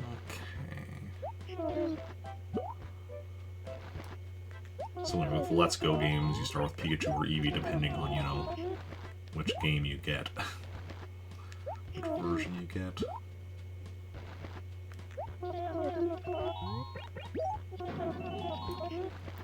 Which must be kind of annoying for like if, say, because like, if, for say, for kids who like, if their parent got them the wrong version, because like, I know like, yeah, with Red and Blue back in the day, me and my buddy, we had the whole thing where I was, because my favorite color was red and, you know, his favorite color was, you know, blue.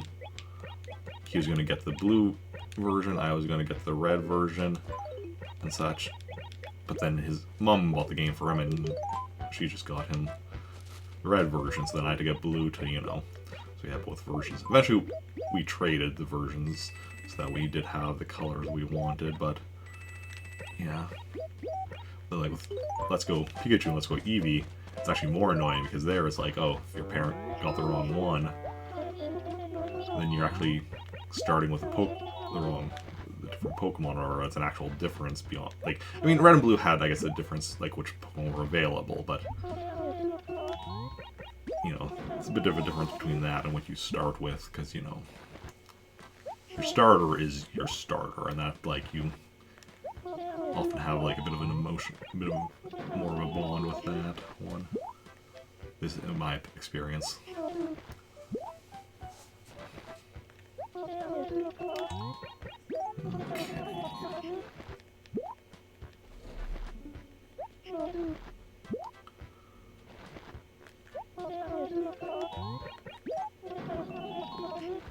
Let's go.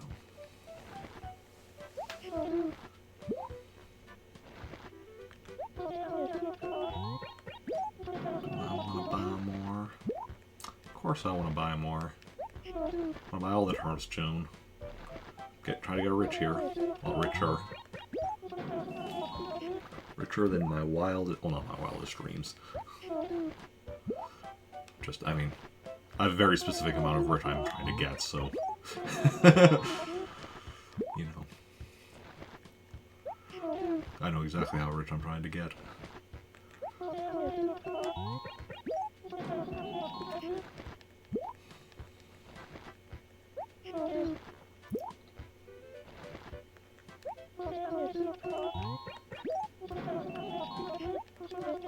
Bag is full. For now, just give me a moment.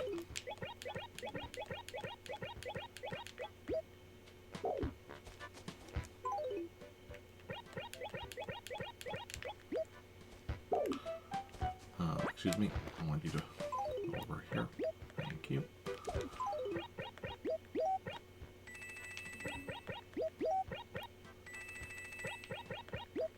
And I think I have the last 3 bags over here to pick up. Yes, indeed.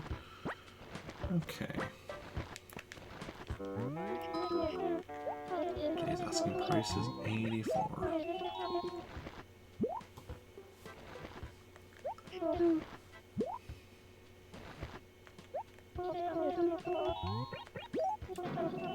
Just think, eventually we'll have all of the money. A full savings account. Do we think we're going to get our savings account maxed out, which when we get the post office model? Do we think we're going to get that as our last piece of furniture, or do we think we'll get that basically at, if we get that before, as long as we get maxed out running before December 24th, then yeah, that won't be our last piece of furniture. If it's after, it probably will be, unless we somehow miss out on something else during the year. Every other piece of furniture is something we get on a specific date, as long as we play on that date and do whatever we need to do. Which in most cases is just talking to Tortimer.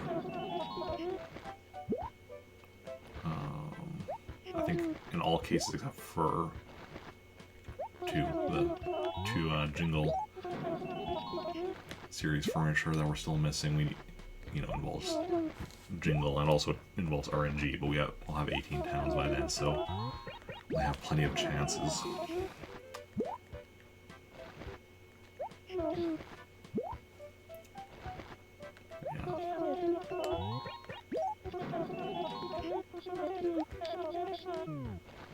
is full. Once again.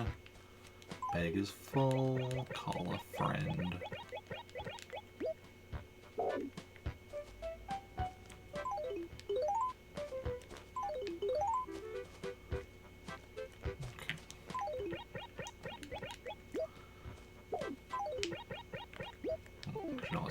This money into our wallet.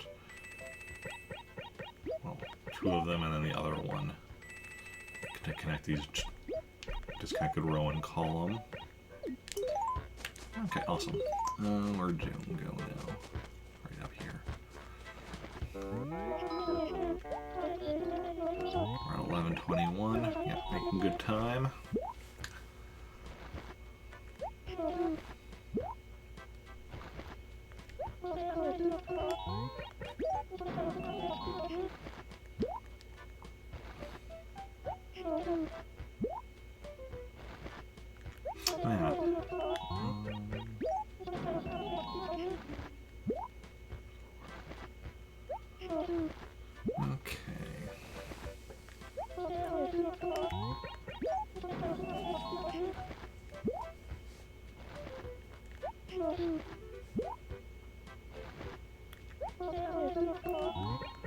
Do I want to buy more?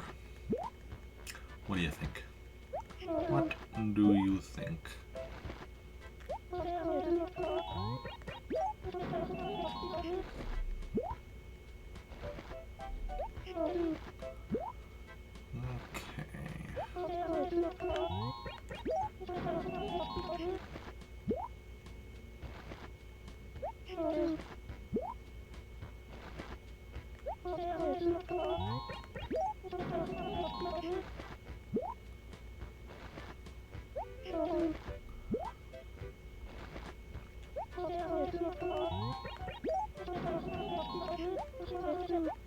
Egg is full once again. Okay, I think we're nearing the bottom of the acre, yeah. So just put 3 down there, and then then back to the top.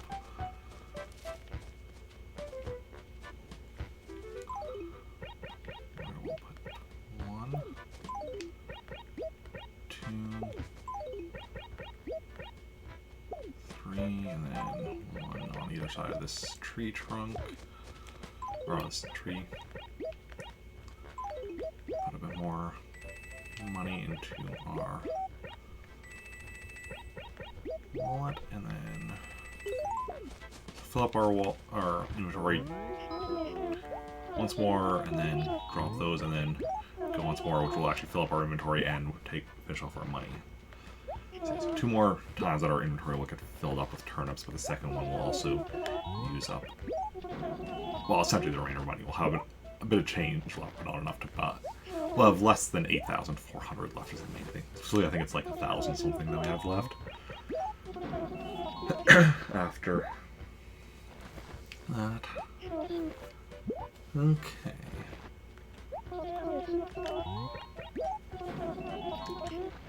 Oof, also just, I hope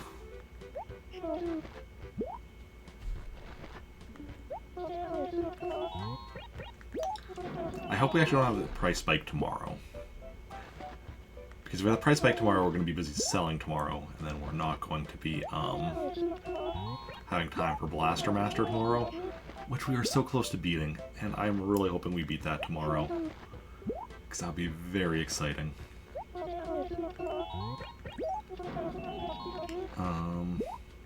Tuesday would be nice to sell on Tuesday. Yeah, Tuesday would be ideal, because Tuesday is, you know, the day that's just for Animal Crossing. Wednesday would be alright. It means we would be missing out on a nice Hill Republic this week, but it wouldn't be too bad. Especially because Wednesday is also nice in that, you know, I don't work Thursday, so I don't have to work. It's not a big issue if I end up going later on a Wednesday. At least not as much of an issue. Thursday would mean we miss out on Smash Brothers, but it's fine. Friday I don't want it to be Friday either, because that means we miss out on starting Earthbound Beginnings again, which I really want to get to. And then Saturday's an issue. I mean, actually next Saturday, I'm only working a 4-hour shift in the morning, 5 a.m. to 9 a.m. So, if we haven't sold them yet by Saturday, which, I mean, hopefully that doesn't happen, but if that does happen, we can start a bit, we could potentially start a bit earlier on Saturday to hopefully ensure we do manage to sell them. Yeah.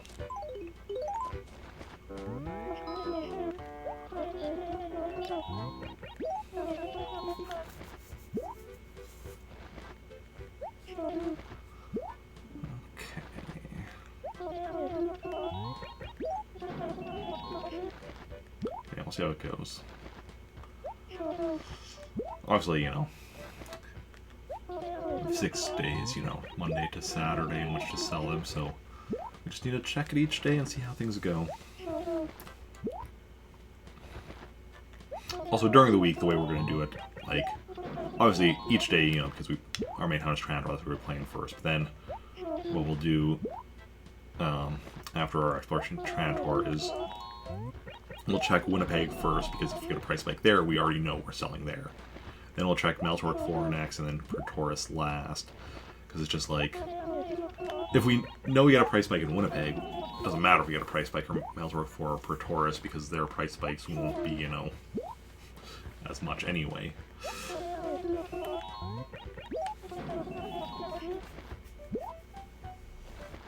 And then if we sell them, and if we also do run out of time, though, to sell them in, say, Winnipeg or whatever, if we get a price spike in one of the towns and then we run out of time to sell them all, there's always a chance we get another price spike later in the week in another town. The one issue is going to be, though, as we do create more towns during the week, is we won't actually know what the price spike will be in those towns unless we get one.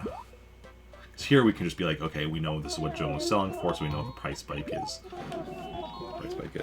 For there, it's like we don't know what Joan was selling them for, because technically she didn't sell it for anything, because the town didn't technically exist today on Sunday. Obviously, the game would retroactively determine that, I think. I mean, imagine it would have to.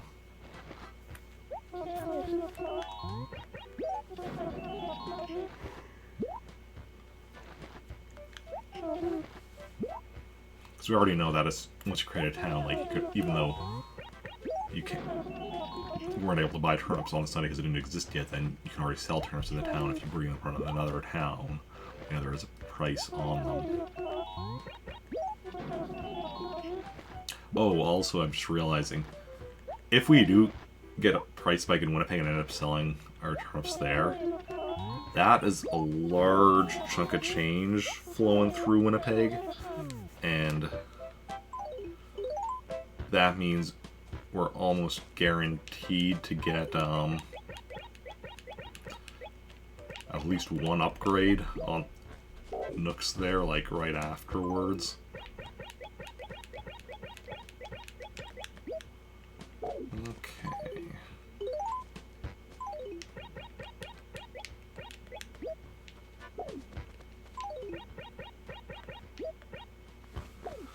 Okay, let's see, where's my mouse? What acre are we? That's wrong. There we go. C1.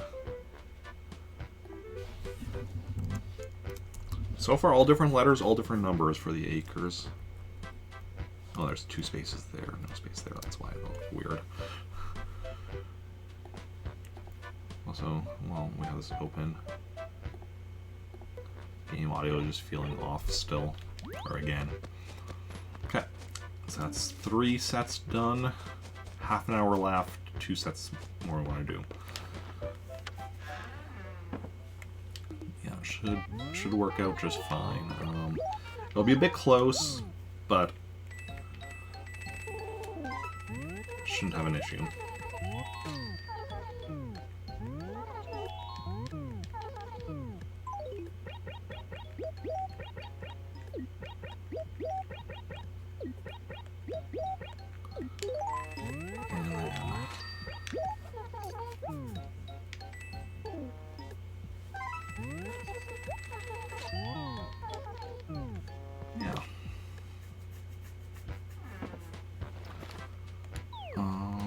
let's go find Joan for the 4th time.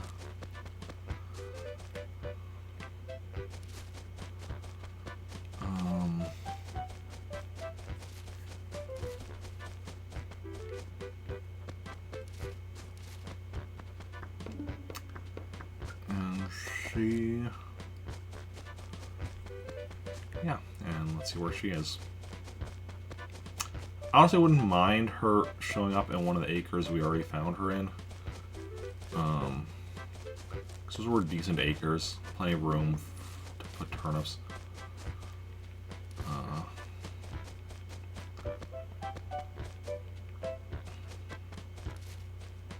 We'll see. See how it goes. Because often, also always the fear is that we'll end up getting her in an acre that there's not enough room for... Well, I mean, how many turnips do we have here?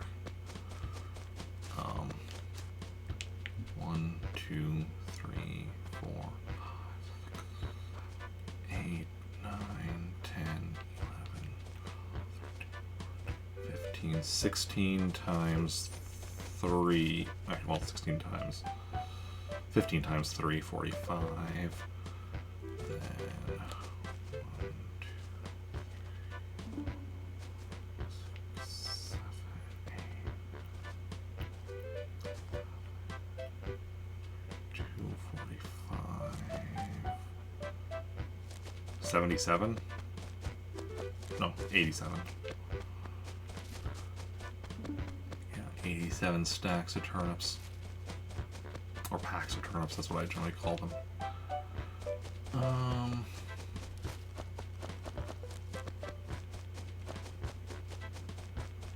Well, on the other hand, like I said, all the acres we've had turnips in so far have different numbers and number and letter.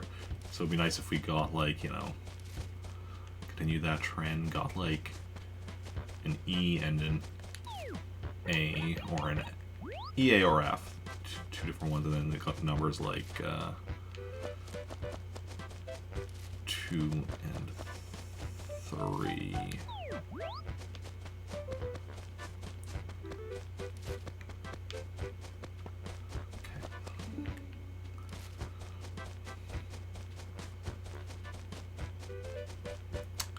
We shouldn't spend too much time not searching, because we do need to find her by the set, and then get another set and find her again. After the set, for the final set, once we find her, we're good. We just need to make sure we get all that done before we hit 12 o'clock. And when 12 o'clock hits, we're in the acre with her, ready to buy the 5th set.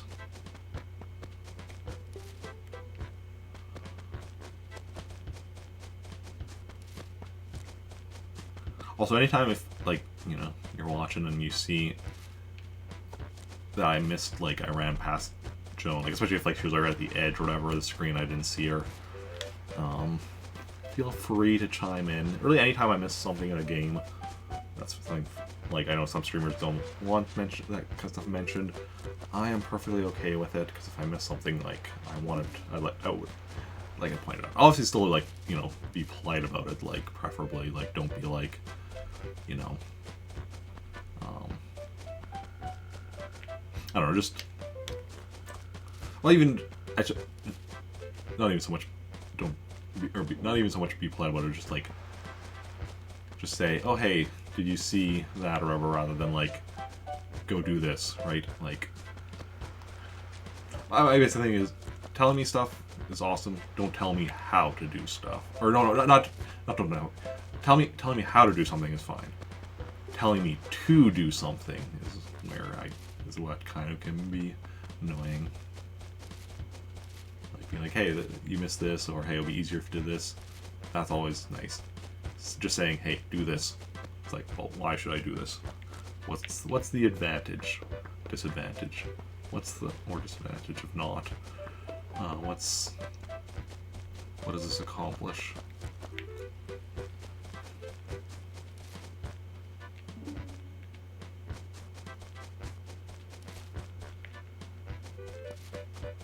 Oof, another one where we're exploring most of the town. And, okay, right here. Good stuff.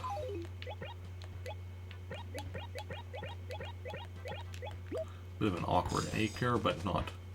Okay, so, this tree is the side. This tree is the top. What's the bottom? Well, bottom isn't really going to matter, but this tree is that side. Awesome. Let's look at the bottom just to be on the safe side. Okay, so this tree is just below. Okay. Let's go.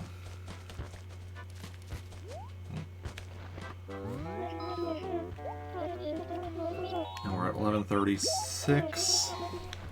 Yeah, so it is going to be a bit tight on getting this, the 5th and final set, but it is doable.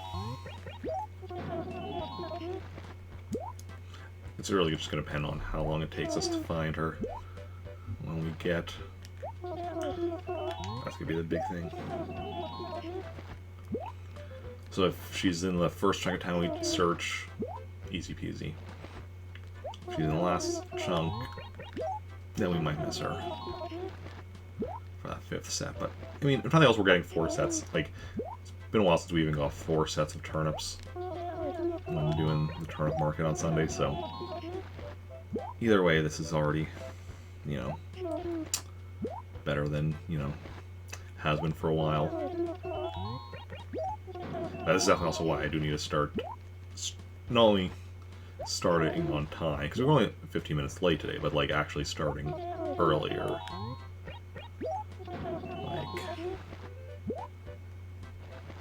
starting at 8 even, just like an hour earlier, starting at 8 instead of 9, or, well, being scheduled to start at 8 and then probably starting at 8:15 rather than being scheduled to start at 9, starting at 9:15. I don't know. No. Having an extra hour just gives a bit more leeway. Well, even just starting at 15 minutes earlier to start on time would give a lot more leeway.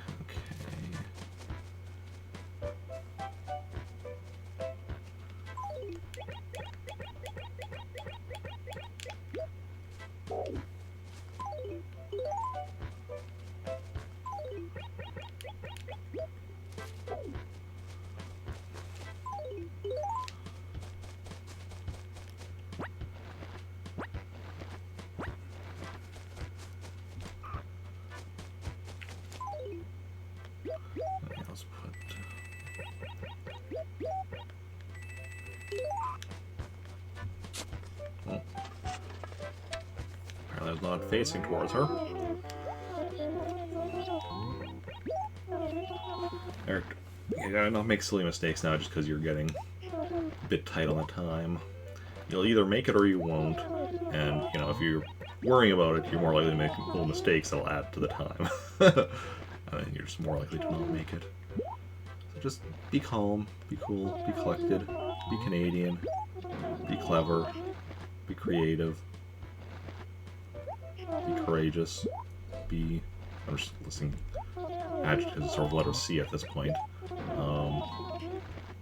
Be carnivorous. Don't be cannibalistic.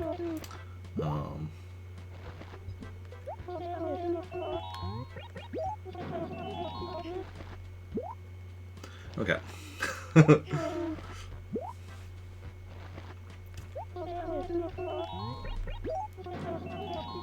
So what's everyone else playing right now, if indeed you're playing any games at the moment? I mean, even at the moment, like, just, like, any games you're currently working on or anything, whether you're playing it at this exact moment or not. I mean, we know what games I'm currently working on, you know, Animal Crossing, that I'm working on 100%ing, working on it daily. Blaster Master that I'm working on beating on Mondays. Star Wars Next Republic I'm working on beating on Wednesdays. Super Smash Bros. Ultimate I'm working on beating on Thursdays. And Earthbound Beginnings that I'm going to be starting soon, hopefully, to work on beating on Fridays.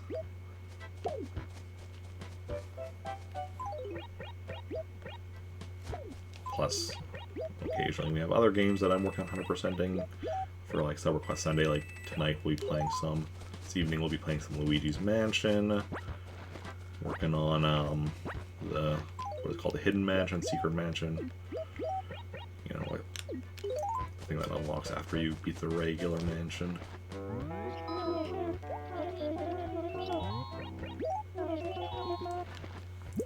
My eventual goal for 100%ing Luigi's Mansion is, first of all, to get every possible ending with both Hidden Mansion, regular mansion, and Hidden Mansion. But then also,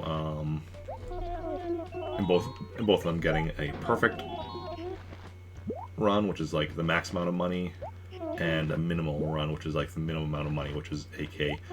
Don't get any money other than King Boo's crown, which you can't not get, because that you have to get as, you know, just to, in order to beat the game.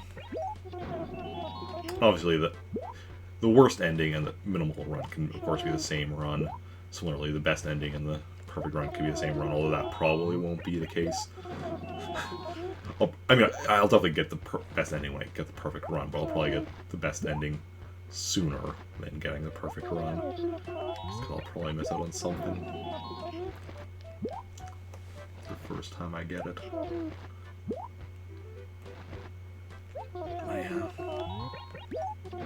So today I'm just going to be doing, you know, my first run through the Secret Mansion or Hidden Mansion or whatever it's called. Or probably even just starting on it. I won't necessarily even finish it. Let's see how it goes.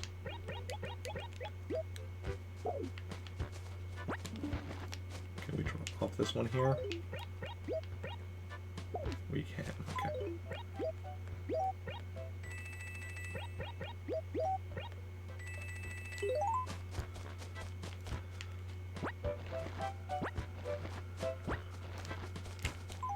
I think actually this is usually where I hold off on picking up that money, but until the next time my inventory fills up, and whatever. Doesn't really matter in the long run.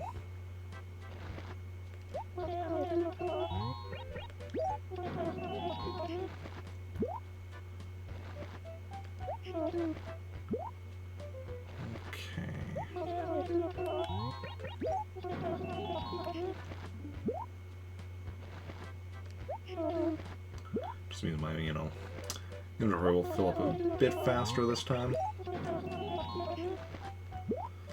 That's fine. We're at 11:44, 16 minutes left. Not till the end of stream or anything. For anyone who's just come here, 60 minutes is when Joan leaves, as long as you're not in an acre with her and can't see her.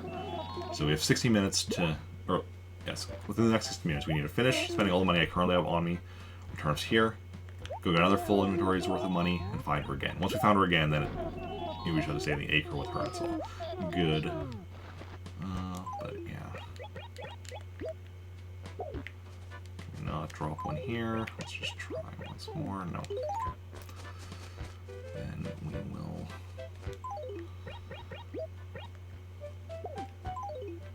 Actually, no. What we're going to do is... we're going to go work our way across this way. Instead of,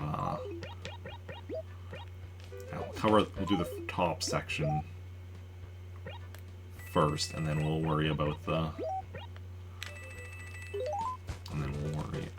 going down the ramp. If we fill up the top section, which probably won't. Actually, how big is the top section? I don't think we'll end up going down the ramp. Our turnips.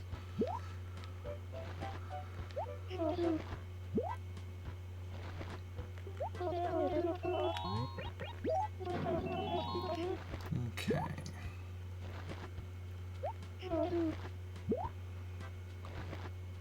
11:45, 15 minutes to go.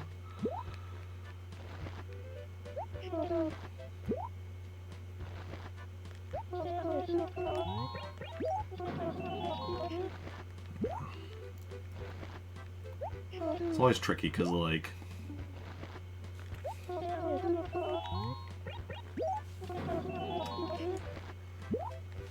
I don't know.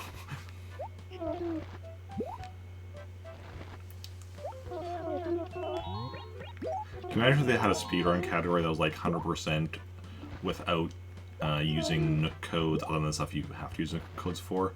Because if that was the case, you know, in order to get the, like, assuming for speedrun there was to be time travel allowed, but you'd just have to be doing a lot of this to get, you know, your money maxed out to get the, post office model, and it would just be kind of ridiculous.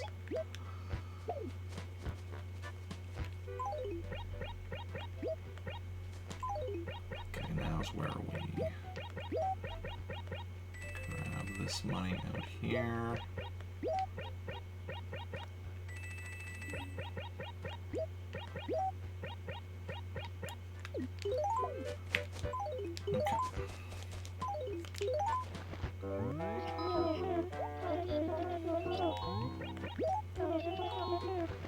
Okay, 11:47.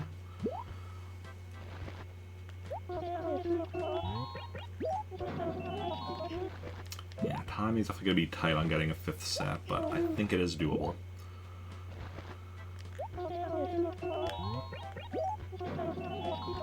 Just need to... It's also going to be interesting, because once I do finish 100%ing this game, it'll then be eligible for people to request a speedrun stream of it, you know, by subbing a tier 2 or 3. Tier 3 can actually request 2 speedrun streams, and a normal, so request vote on top of that. Or 1 speedrun stream and 3 normal votes, or just 5 normal votes. Tier 2, in addition to, you know, speedrun stream, you can just do 2 normal votes. But anyway, what I was saying about the speedrun stream is, yeah, speedrunning Animal Crossing, and honestly, because the Animal Crossing games, like, unlike normal games where it's just like, okay, I'm working on beating them, and then after that, you know, they can be available for, like, you know, sub quest to 100% them, or once, or, you know, doing marathons, or, but for marathons specifically, once I eventually get to the point where I've finished, you know, once I've got, I guess, 4 Animal Crossing games beaten, I'll be at the point where I'll have 3 Animal Crossing games 100%ed. So then at that point where the series will become eligible for me to do in a 12-hour marathon stream, then it'll be like, okay, New Leaf, which at that point is the one I'll be working on, I'll have beaten, which means like paid off my final debt, but also be working on 100%ing it. So I'll do a bit of that, and then after that I'd be like, for the rest of the marathon, I'd be doing speedrun attempts on other games, like, you know, this one, and then maybe, if I, depending on how long I spend on that, maybe Wild World as well. That'll be interesting.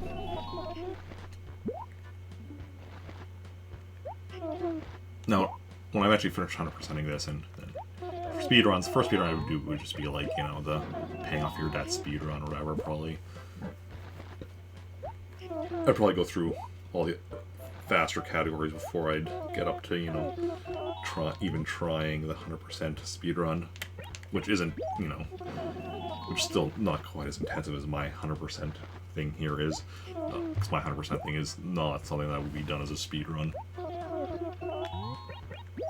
The only way you could really speedrun this, because it's like, you know, 100%, you know, without time travel and without only using codes for stuff you can only get via codes, only using e-reader cards for stuff you can get via e-reader cards. What it would basically be is finding the, you know, when you have the longest length of time between 2 dates that you need to do stuff, which I think would be probably January 1st is New Year's, and then February 2nd is Groundhog Day, so it would pretty much be starting Groundhog Day, but starting early enough that you can ensure you get everything you need for Groundhog Day, and then going, you know, until the next year, January 1st, and trying to do everything you need to do within that time. I'm pretty sure, like I'm saying, I'm pretty sure that's the longest amount of time without a holiday, unless there's... Although, on the other hand, that's also the length of time where you have... That's not all the time, that's a good chunk of the time that you have availability of igloos and snowmen, so that also limits your time on doing that. That would be interesting, because that would be like, yeah, essentially 11-month speedrun. Obviously, you know, I mean, it was a 2-week speedrun. Or 2+ week speedrun, I should say, of 100% for one game, so I mean, you know, could be a thing, but that's a thing that, like, you know, nobody would do. Because it just was ridiculous. I mean, pretty much nobody would do.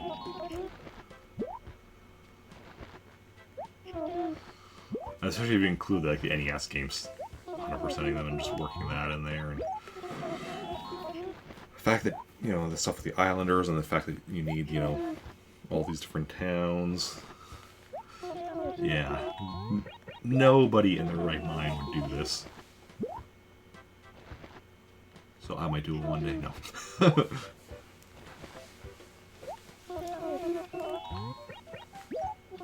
I think I would have to... Honestly, I think I would have to have not only speedrun every category currently available on speedrun.com for Animal Crossing. I think I'd probably also have to, like... I think I'd have to be myself in first place in all of them before I'd even consider making an additional category. And I don't... And nobody else would consider making that a category. So... Yeah, there's no way I'd be getting... Like, even if I eventually speedrun Animal Crossing, which... Good chance. I'm not chance to be getting first place in category. I mean, some categories might be doable, like, but like, especially because like something like, you know, the 100% or the complete museum, or like some of the categories, because of the RNG involved, it's definitely doable. But, yeah.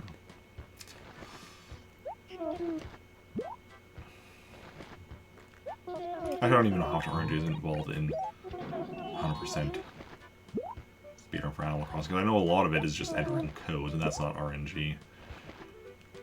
I'm not sure if there's stuff that you can't get via codes, though, that you need to rely on RNG. For I know that the complete museum, you can't use codes for complete museum speedrun. You can't use codes. You're not allowed to use codes for things that you need for the museum. I mean, I think you might be able to use codes for other stuff. Could be wrong. I'm not sure about that. I have to look at the rules. I've looked at them before, but it's been a while.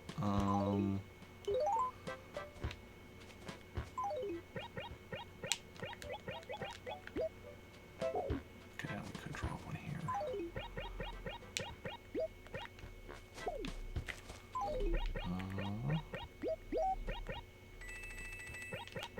11:54. Okay, so this is file chunks. So we have 6 more minutes. We're almost done with this acre. So, 5 minutes now. Actually, well, game clock is a little off. I think it's still 11:54 in the game clock. It'll reach 11:55 probably by the time we're done this. Or maybe 11:56 by the time we're done this. Because, yeah, sometimes the time in the game is, you know, the minute is the same as it actually is in real life. Sometimes it's like, right now it's sometimes like, you know, sometimes, so right now it's 11:55, it's either 11:54 or 11:55 in the game. When it says 11:55 on my actual clock. Because just over time, you know, over time the week clock actually goes the other way. Just when I set it, or because you can't set seconds. You know, I said it's like, okay, it's, you know, whatever time, so it's set to that time in the game, but then it's like that time and 0 seconds, whereas the actual time is like, you know, when I said it's like 11, it's like whatever time, and then like 30 seconds, for instance, or whatever. And it's 30 seconds off, but then it slowly gets more and more correct, and then eventually it's correct, and then it gets more and more off the other way. Until eventually I fix it again.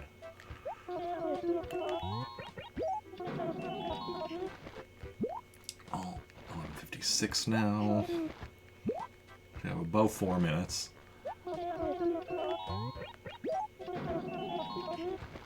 Come on, Joan. Finish it off. Finish it off.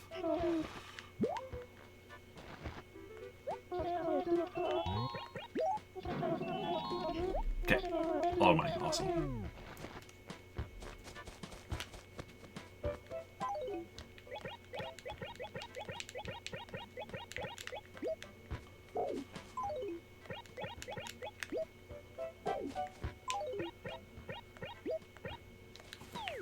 We're in D2. Where's... There we go. So we have 2D acres. All the numbers are still different, though. 1, 2, 4, and 5. Okay. So now we need to go and grab our money and find Joan in like 3 minutes.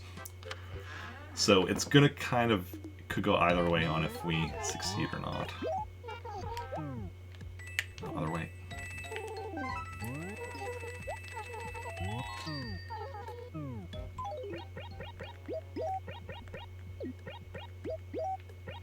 Basically, it's going to depend on where Joan is. If she's in, you know, if she's fairly early, if we find her very quickly, we're fine. If she's, you know, near the end, I mean, basically, yeah, we don't have much time, so we're just going to be, you know, I'm not even going to look at the home acre. We're not going to look at the train station. We never see her in either of those acres. We're just going to assume we can't see her in those acres.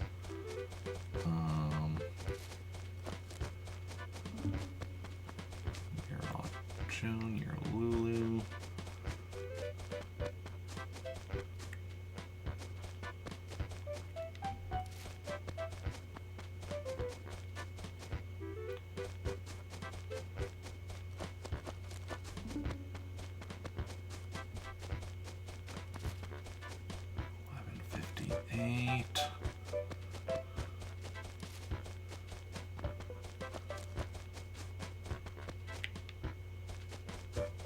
I saw movement, I was briefly excited. But nope, not Joan. We're not even going to look here. We never see her by the store. We never see her by the dump.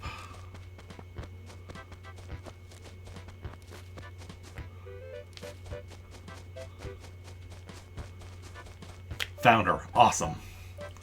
We're good. We're golden. Okay.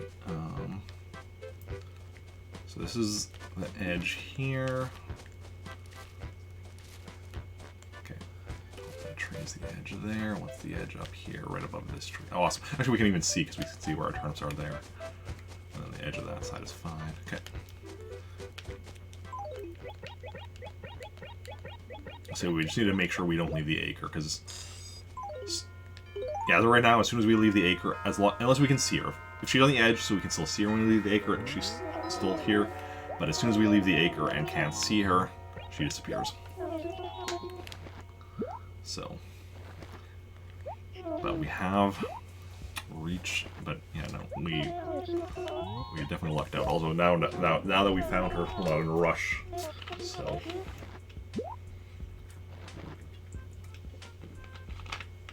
I was wanting to take a drink for a little while, but I was wanting to hold off because I didn't want it to, like, waste time.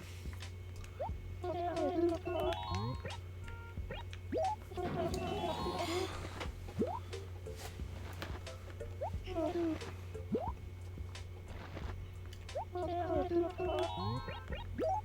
definitely looking forward to, after stream, getting some lunch. I did have breakfast today, a bowl of cereal, Fruity Pebbles, to be specific. But definitely getting hungry already.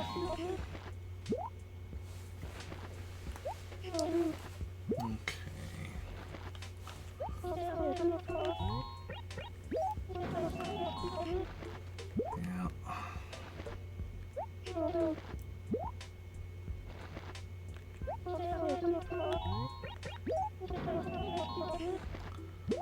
Let's go.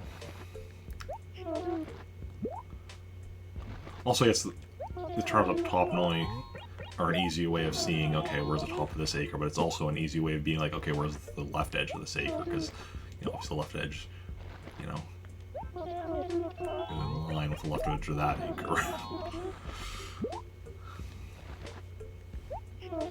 But yeah, success. We actually, as long as we don't accidentally leave the acre, which we have done before, we get our 5 full sets of turnips here.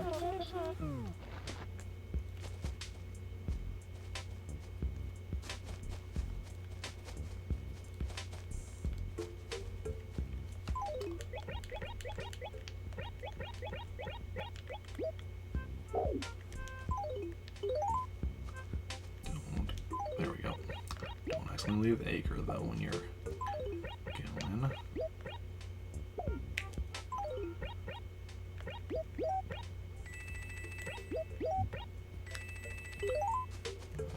Grab some more money, and where did Joan go? Down here. Okay.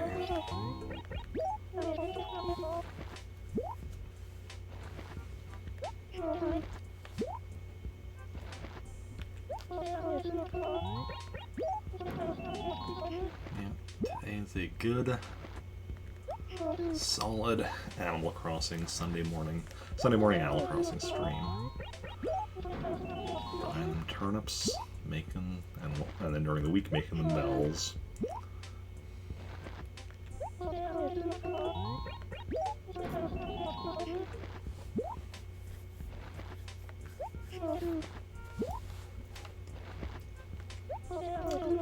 So it should hopefully be a good week of streaming where, well, during the week, hopefully selling these at a price spike, specifically in Winnipeg is the hope, but we'll see how it goes. Also, hopefully beating Blaster Master tomorrow, starting on Earthbound Beginnings on Friday. Getting closer to beating Smash Bros. Ultimate on Thursday. I don't think we'll... I actually don't know how much more we have in World of Light and how long it's going to take. But we are moving and grooving currently with stream stuff. I know we've been fairly inconsistent lately, but like, even in spite of that, like, things are going pretty well.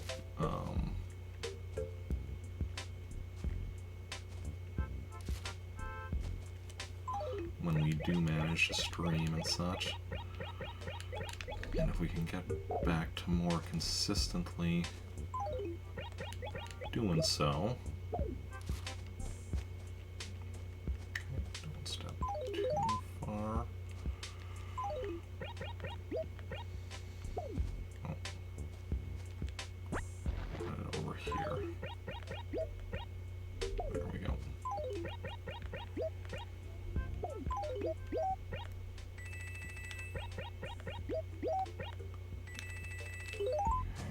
Grab the next 3. Actually,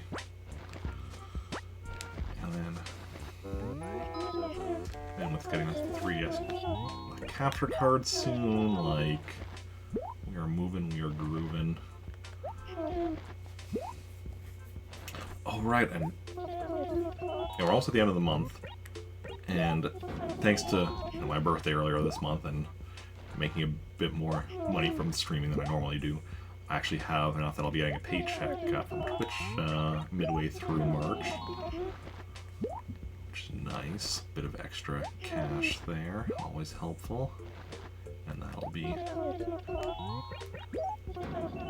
because that's like, I don't, this is what, my last paycheck from Twitch was in like September, so like, yeah, it's infrequent enough that I don't like have that, as something that, like, I'm expecting. So that's always just like bonus money whenever I do get money, whenever I do get a paycheck from Twitch. It's just, yeah, extra money to spend on, well, if I'm over budget, then it's to put me back on budget. But I'm not over budget right now, so that's just extra money to spend on stuff for my future purchase lists, which is always fun. Making progress on those. Okay.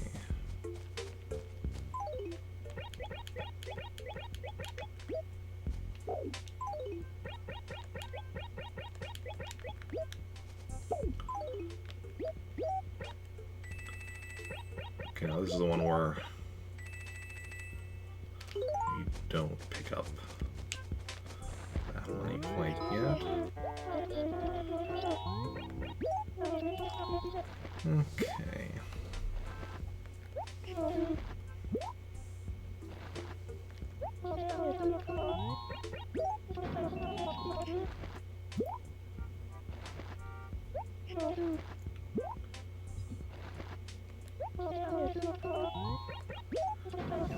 Buy more. Keep buying more until I'm out of money on me.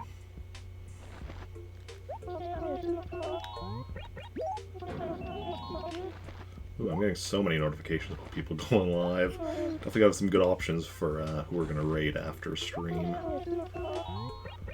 I think.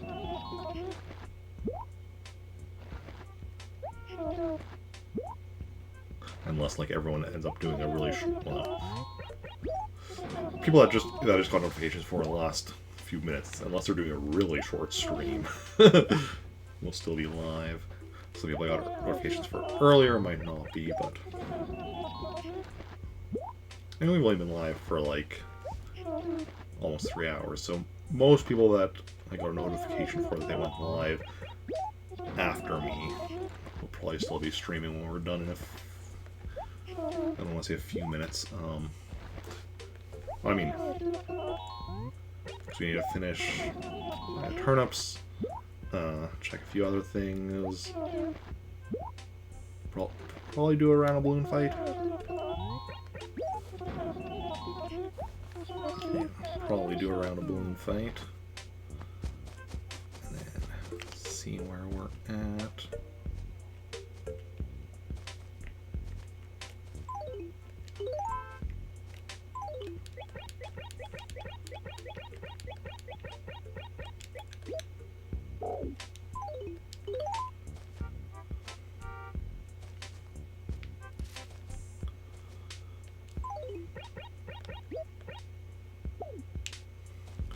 Tricky thing with acres, all these trees.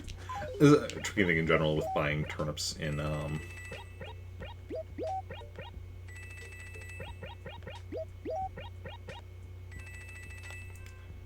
this town is that that's so many trees. And like Triforce and Meltork 4, I've cut down most of the trees. Winnipeg has a lot of trees, so I just created out recently, but already cut down some of the trees there as well. So, in those towns, it's just, you know, it's much more wide open.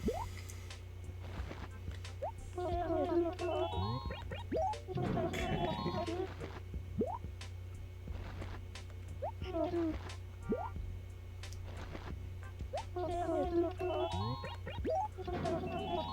Yeah. But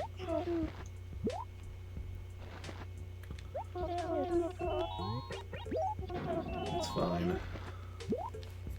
You know, we have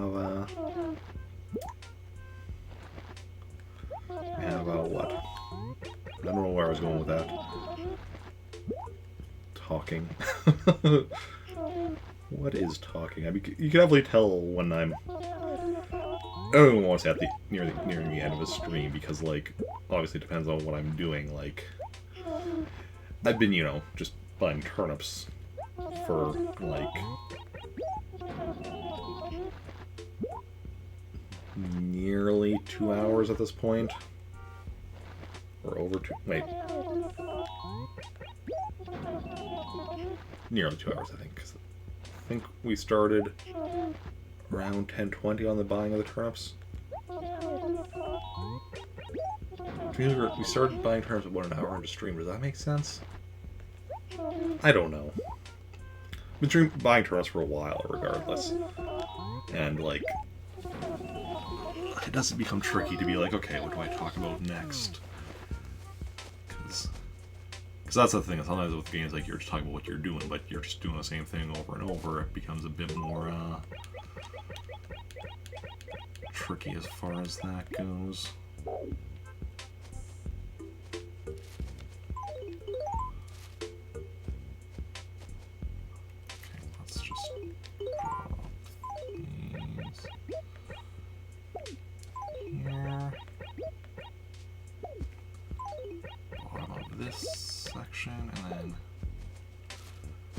Start another column up top. Okay, let's grab the remainder of the money out of these. I've already got the picked up all the money off the ground. Okay. Where did Joan go? Right here. Me again. Don't worry, not too much longer.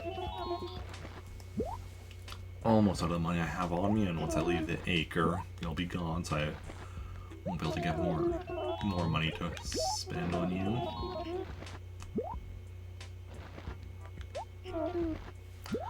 It's not something I'm curious to see how it goes in the later Animal Crossing games, and if... Because I know definitely New Horizons, it's a turn market, like buying turnips from Joan, is a lot more efficient. I don't know exactly in what ways it's a lot more efficient. Obviously, you have a bigger inventory, which that definitely helps. But beyond that, I don't know other methods that make it easier or faster. Well, I'm sure there are. But with other games between this one and New Horizons, I'm not sure if there are anything that makes this go faster. So maxing out the money, well, not all the Animal Crossings give you something for it. I know this one does. I think Wild World does, and beyond that, I'm not sure. But that's still something I'm going to be counting regardless. This one counts just as normal, because, yeah, you post office model, which you get for doing it, but even the other ones, just because of who I am as a person, and it's like, oh, maxing out a number, yeah, that counts as 100% for me.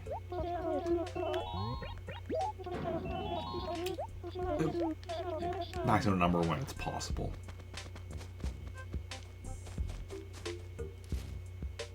This tree is very top right.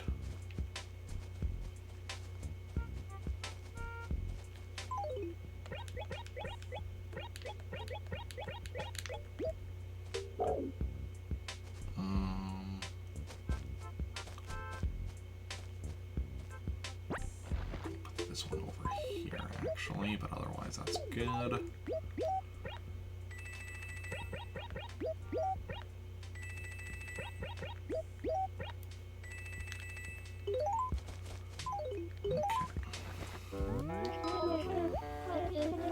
Almost done. Turnips. Gonna fill up our inventory 2 more times. And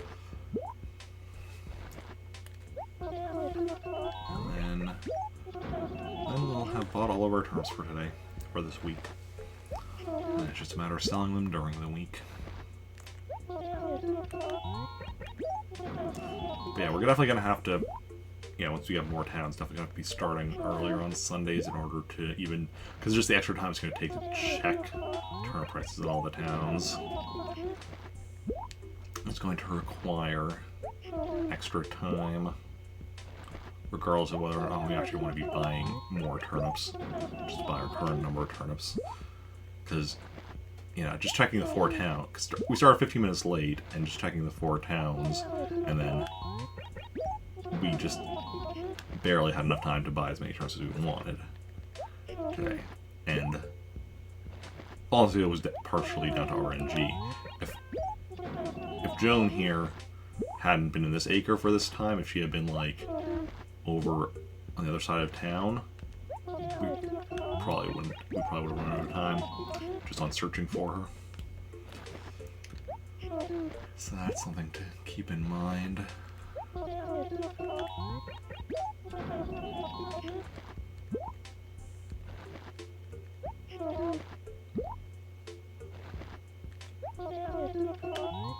Didn't happen, but could have happened.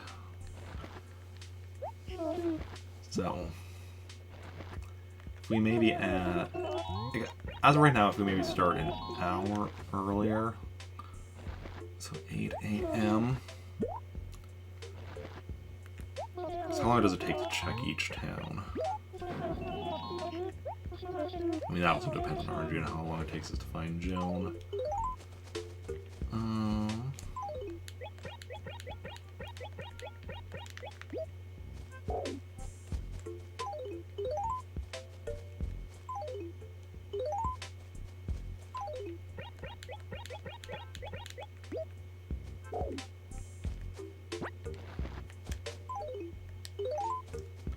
Let's keep it off the ramp for now.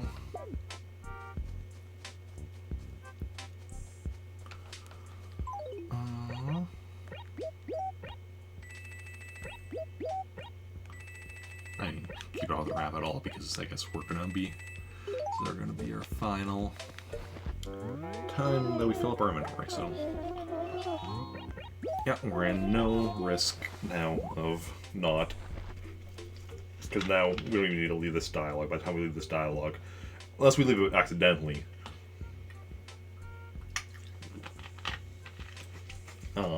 we'll be leaving this dialogue only when we've finished off our money, I believe. So right now, in order to not finish buying this set, we have to accidentally leave the dialogue, and then accidentally leave the acre. There's two things we have to accidentally do. Actually, the dialogue will be relatively easy. We're just, like, you know, accidentally pressing down 3 times instead of just 2 times here. I'm going to no thanks, but then we'd have to, but, you know, then we have to actually go and leave the acre, which is unlikely because what we'd be doing is just going and talking to Jonah again. Right away. So, we are golden.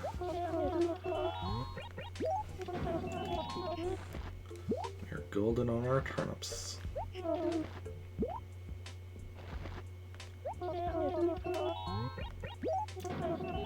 Yeah, I think next Sunday we're going to try for an 8 a.m. start to Animal Crossing. And we'll see how that goes. And depending on how that goes, maybe the next week we'll try a 7 a.m. Depending on how that goes, maybe the next week we'll try a 6 a.m.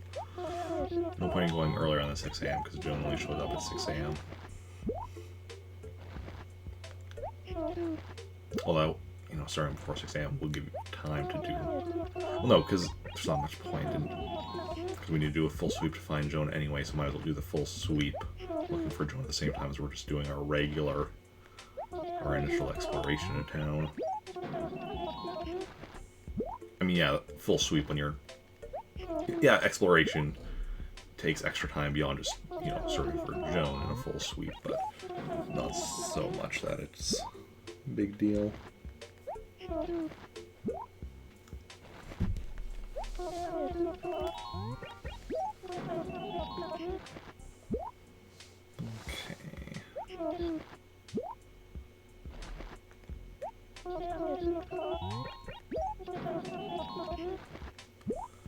And once everything is said and done, we will have tons of fun. And we are having tons of fun. I do actually enjoy stuff like this. It was a bit tricky for me just like trying to keep talking because, like, you know, I want to be entertaining to y'all, but for myself, yeah, there's the last one money. For myself, I do not mind doing stuff like this. It's repetitive and simple, but I mean, it's repetitive, but it's simple, but like it's, you know, it's kind of calming in a way. And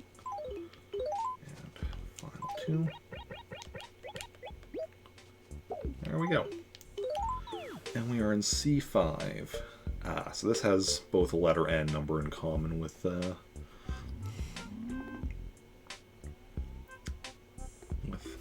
other acres we have turnips in. So we have turnips in B5, yeah. C1, C5, D2, the Mighty Ducks, and D4.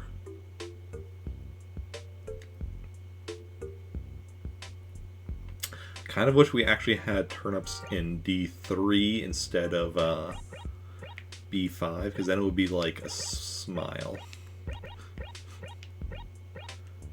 Because, like, yeah, it would then be these three and then, like, those corners. You know, the edges, or the corners poked up. But no, we don't have a there, we have there. So there's a little kind of smile if you just, like, ignore that this one is empty and this side goes a bit higher. Okay. So we got all of our turnips today. And we'll see during the week when we're able to sell them and where we end up selling them. Okay, so with that done, let's go over to Nooks and confirm that my percentages are correct. They should be. See my catalog, because we didn't get anything new today. Should have 581 on furniture. Yep. 66 wallpaper, 66 carpet, yes and yes. 244 clothing, indeed. 63 items, yep. All 64 stationery. All 127 gyroids, all 25 fossils. And we're at, what, 37 on music? Yeah. It will be nice once we do get all the music, because then it will be also easier to start earlier on Sunday if we're not streaming later on Saturday. Well, yeah, that's for future Eric to worry about, because we still have, like I said, we still have 18 songs to get. Past Eric had done a better job of getting them, then, you know, might already be done with them, but no. You know, there are always reasons why, you know, if I cancel the stream on a Saturday. So rainy day and lattice paper. We do need another stack of stationery, so I'll go grab that first. So we have rainy day and lattice, so we'll see what Nook is selling as far as stationery goes.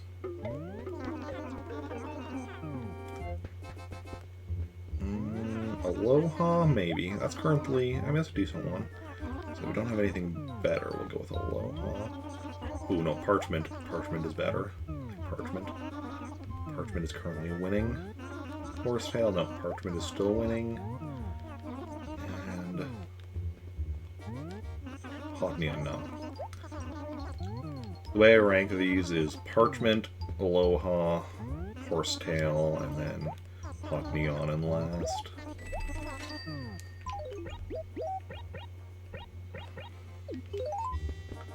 And we'll go withdraw one final chunk of money just to put myself back at 30,000.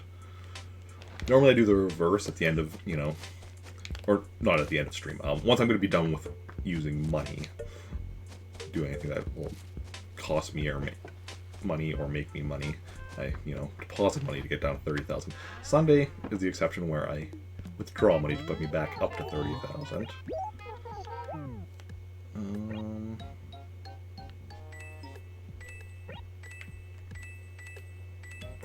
There we go, that's what I want to do.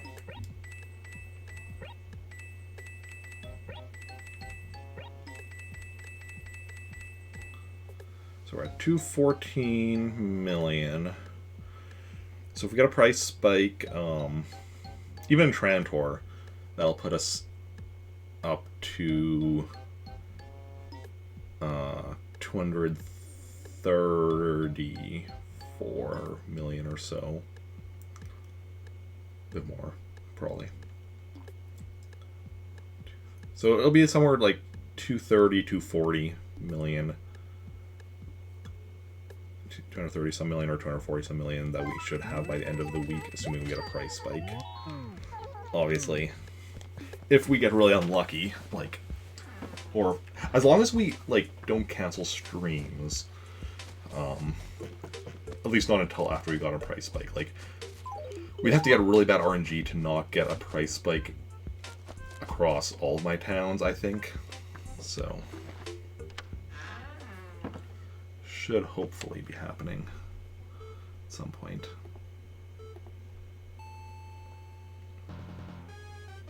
And then let's do a quick round of balloon fight and see how that goes.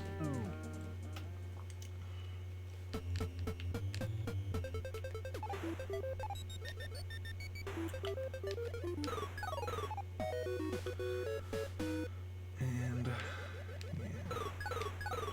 yeah, nice. Don't need a lower bit, thank you. Goodbye. Okay, phase 3.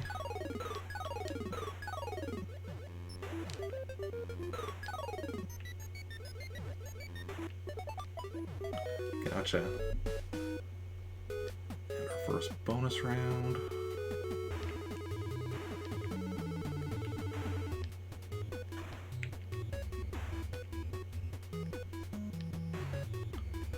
Coming at you.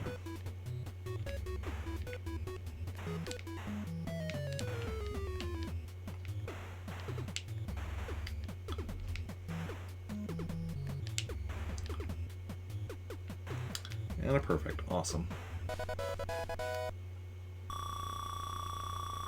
don't know why the controls are feeling a bit sluggish. It's just because I've just been doing a repetitive thing for the past couple hours. But just now doing something else feels sluggish. Probably.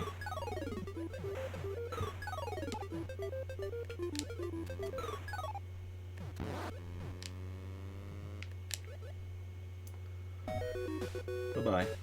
Okay. Phase 5. Ooh, nice, nice.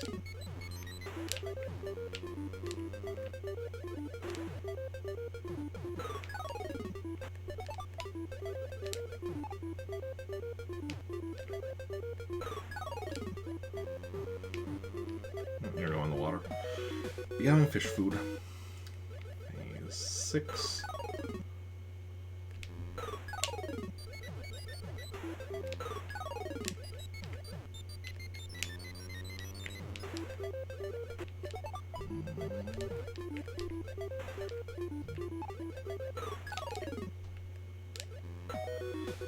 Good stuff. And on to the bonus round.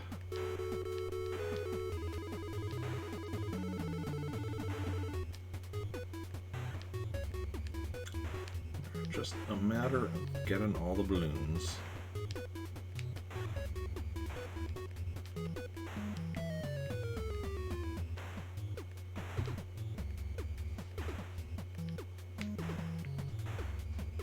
Let's go.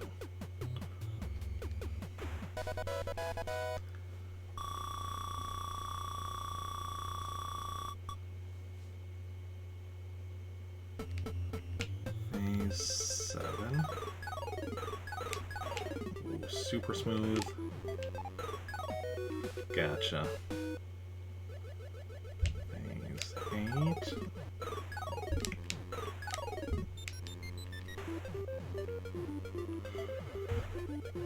That was unfortunate. Gotta be careful around those flippers. They can kind of mess with what you're expecting. Ooh, you're going in the water. Excellent. Phase 9, I think is a decent one. We should be able to, yeah, get through this without losing our other balloon, and then we'll get it back on the bonus after this.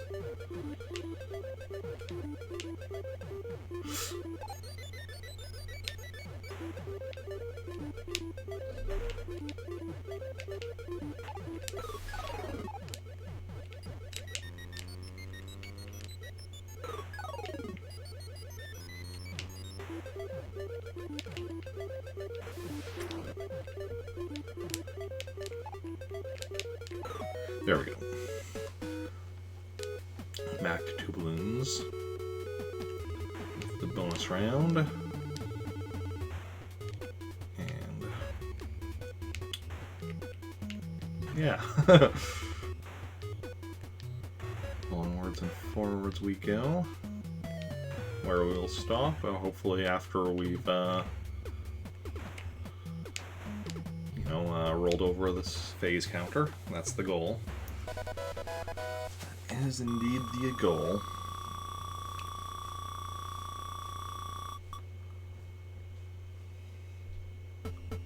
Phase 10.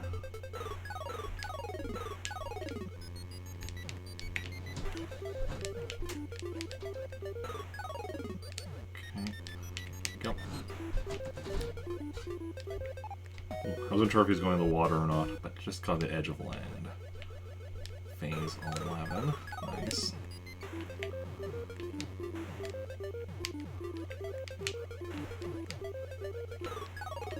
Those go in the water. Phase 12.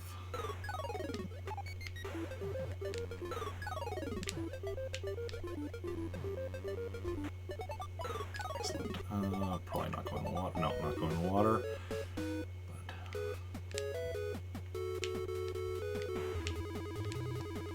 But it's all good. All good in the neighborhood.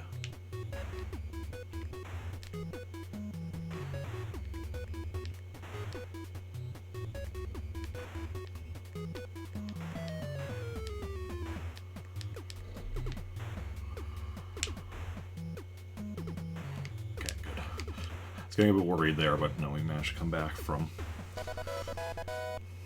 close calls. Still got a perfect on there.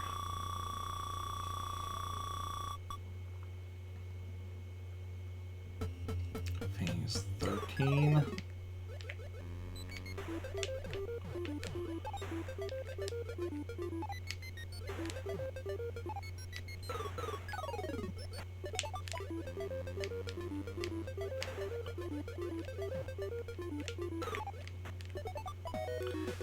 Gotcha.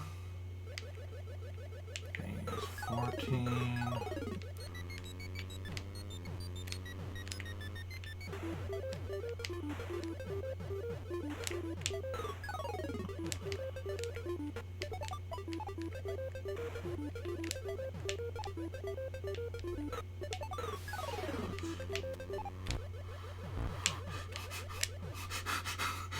That lightning was terrifying me.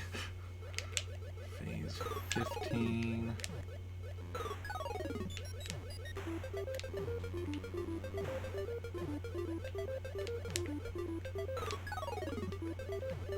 You to lower down a bit, please. Thank you. Please. Thank you.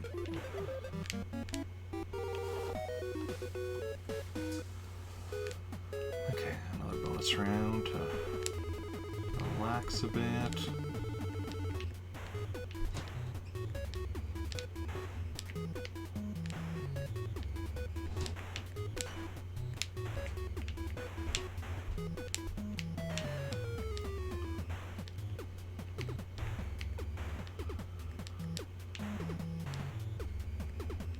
Another perfect.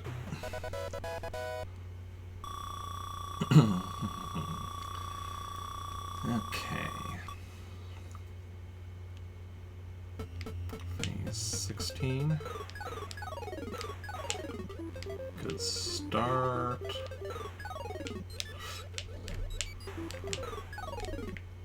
Good finish. 17.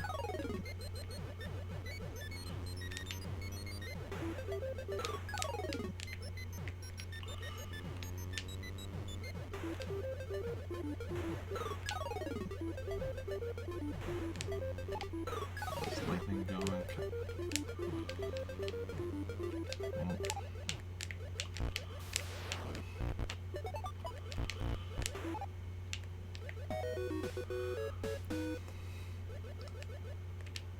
Phase 18.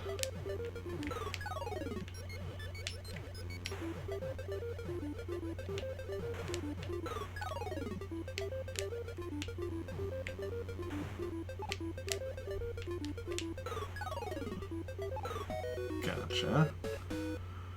Another bonus round.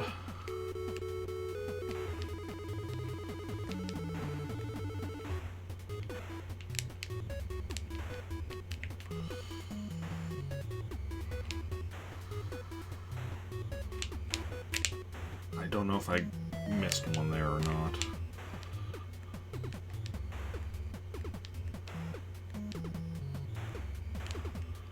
We're about to find out. Perfect or 19? Perfect. Okay, I didn't miss one. Awesome.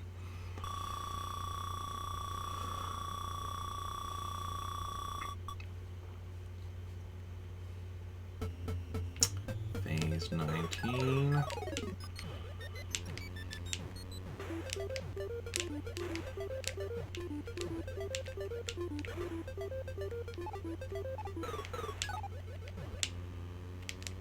Whoa. Okay.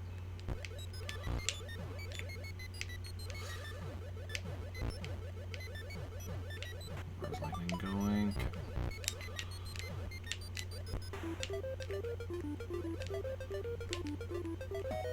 Okay. Gotcha. Phase 20. It's interesting that I realized there, lightning, while it's not affected by the flippers, it does affect the flippers, because the flipper started spinning as lightning, when the lightning went through it.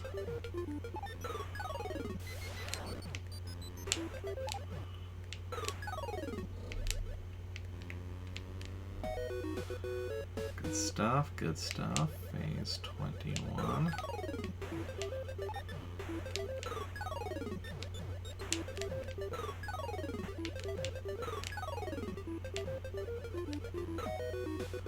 Gotcha. Another bonus round.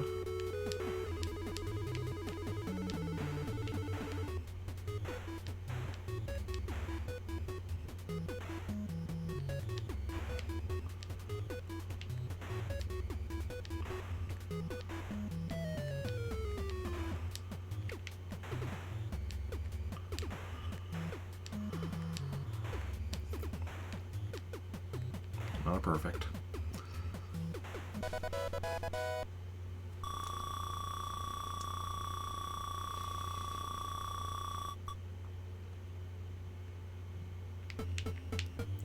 Phase 22.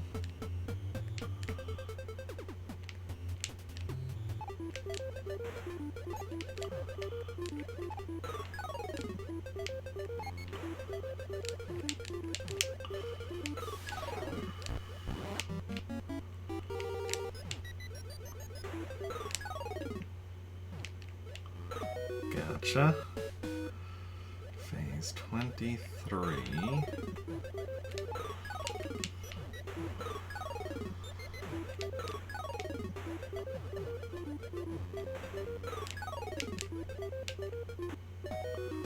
Nice, nice.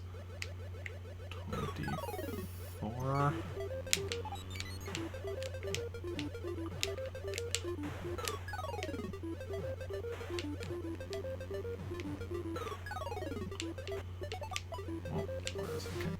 It's not an issue there.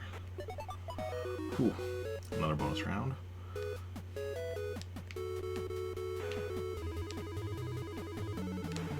Ooh, this is a rough one. Ooh, this is a very rough. No, not perfect. Missed like 3. That's fine. It's not actually one of the requirements from me personally for 100%ing this. Ah, missed 4. We're gonna get 16. I think. Yeah. That's not part of what I count as for 100%ing, is getting all perfect. The bonus rounds. 25. Ah, crap. Although this might be ending soon regardless.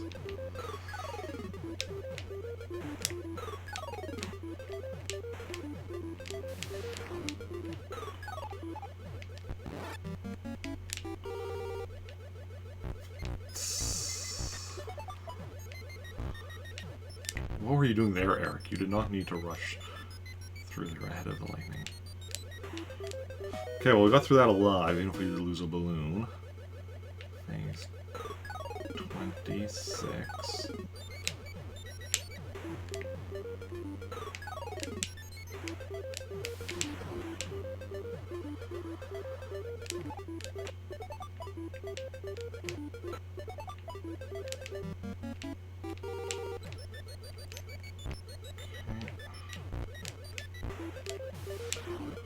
Ooh, okay.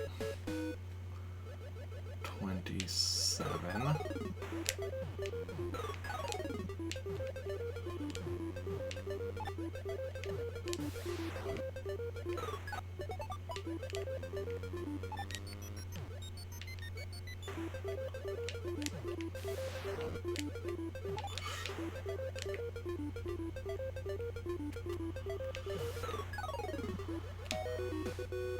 Another bonus round gives us our balloon back. Awesome.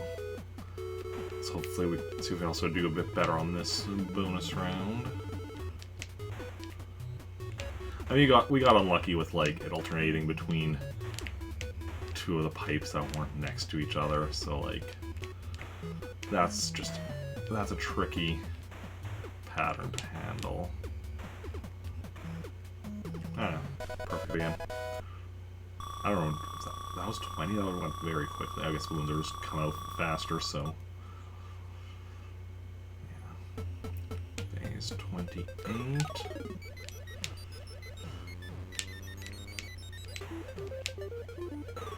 Ah, crap, bitty, crap.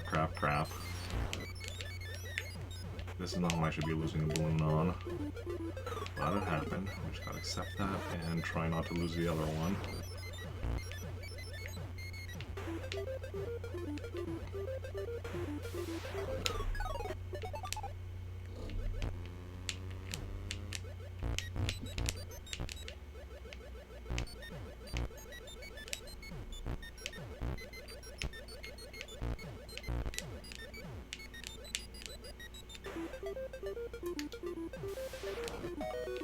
Good.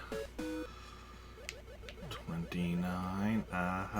Get to the top, get to the top. No. Okay. No, get out of there, get out of there. Okay. No, we're not raising up enough. There we go. There's greeny here. Okay, we've got pink balloon over there. I need to get out of here. No, let's get out of here like this.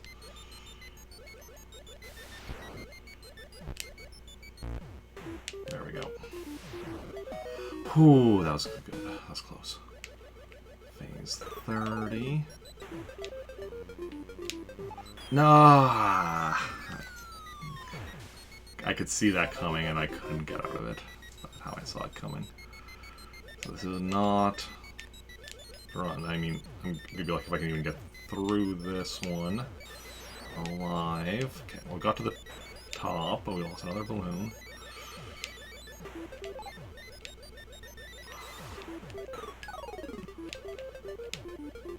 No. Whoa. Damn lightning. Okay. No. Need to get above them. There we go.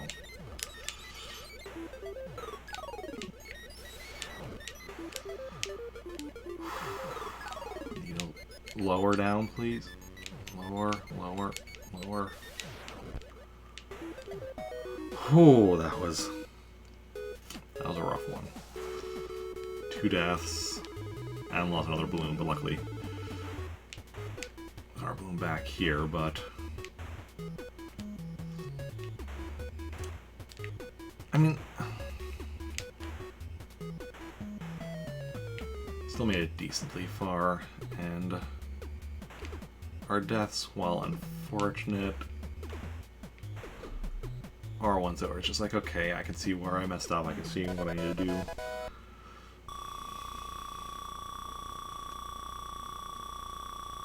Basically, it's just down to, you know, I haven't been getting this far consistently enough to be dealing, because that, you know,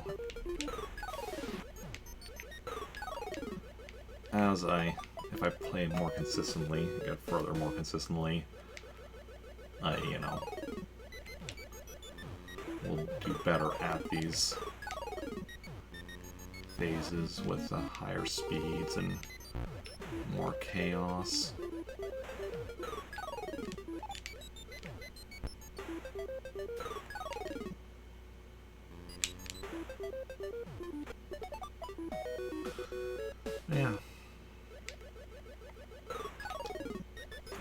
33.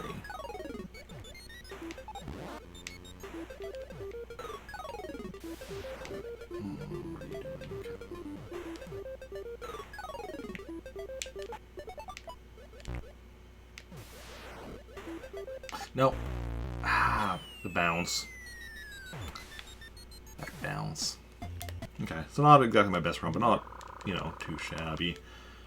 Considering how inconsistently I've been playing as of late. But hey. That's a good... Ooh, we're almost... Yeah, we're like 1:45. We're going for like 3.5 hours. So, good point to call it and find somebody to raid. But I will be back later today, 6 p.m. Central Standard Time with Triforce Sunday stream playing some Luigi's Mansion. Yeah, but let's go see who is live and who we want to go and raid. And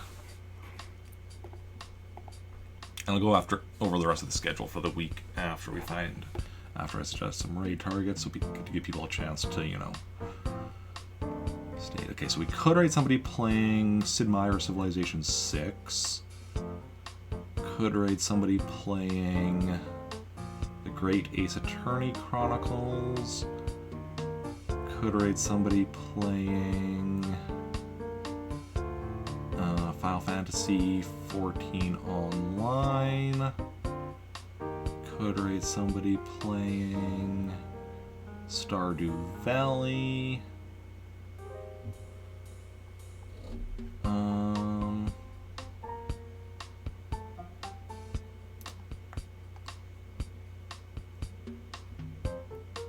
Could raid somebody playing Super Mario Maker 2. Could raid somebody playing Animal Crossing New Horizons. Yeah, thanks to be one of those people, so let me know in chat if you have a preference for any of those games I just mentioned. Otherwise, I'll decide myself who we're going to go and raid. And yeah, Civ or Ace Attorney sounds fun. Good stuff, Fruit Ninja. Good stuff. I already mentioned Triforce Sunday stream. That's, I think, one of your votes, right, Fruit Ninja? You're one of the people who voted for Luigi's Mansion? I think so. Let me just...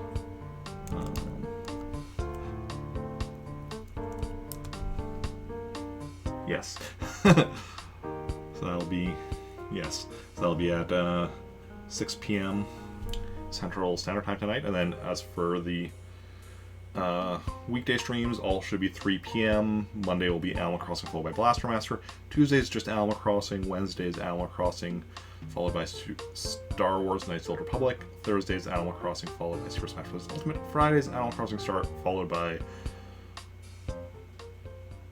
Earthbound Beginnings. Although if we get a price spike on it in terms on any of those days other than Tuesday, which is already just Animal Crossing, any day that we get a price spike on turnips that we need to sell, then will be likely just Animal Crossing. Next Saturday, Animal Crossing at 6 p.m. and Sunday, Animal Crossing at 9. Oh no, actually we're going to try for 8 a.m. next Sunday for Animal Crossing, probably, maybe. But we'll see how that goes. That's scheduled for the next week, and yeah, so let's see, you're saying Civ or Ace Attorney. Then I think we're going to go raid,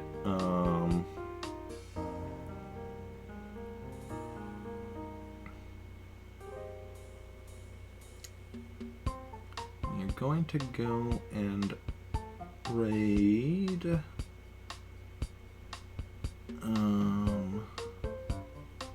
I'm trying to decide between them. I'm gonna go raid, I think, Farty playing Great Ace Attorney Chronicles. Let me just make sure they are still looking like they're going to be live for a little bit and aren't just ending right away. I'm just waiting through an ad. Okay, yeah, that's who we're going to go and raid. So if y'all want to join me on the raid, let me just copy and paste the raid message, join in on the raid, and yeah, thanks to everyone for coming out today. Those who chatted, those who just lurked, those who hosted, those who followed. You're all wonderful. Thanks for hanging out. And it's been a blast. And I will see you all later. Oh, and also, hey, Log Cookies, thanks as well for hanging out. And yeah, let me just make sure I've copied the raid message. And bye.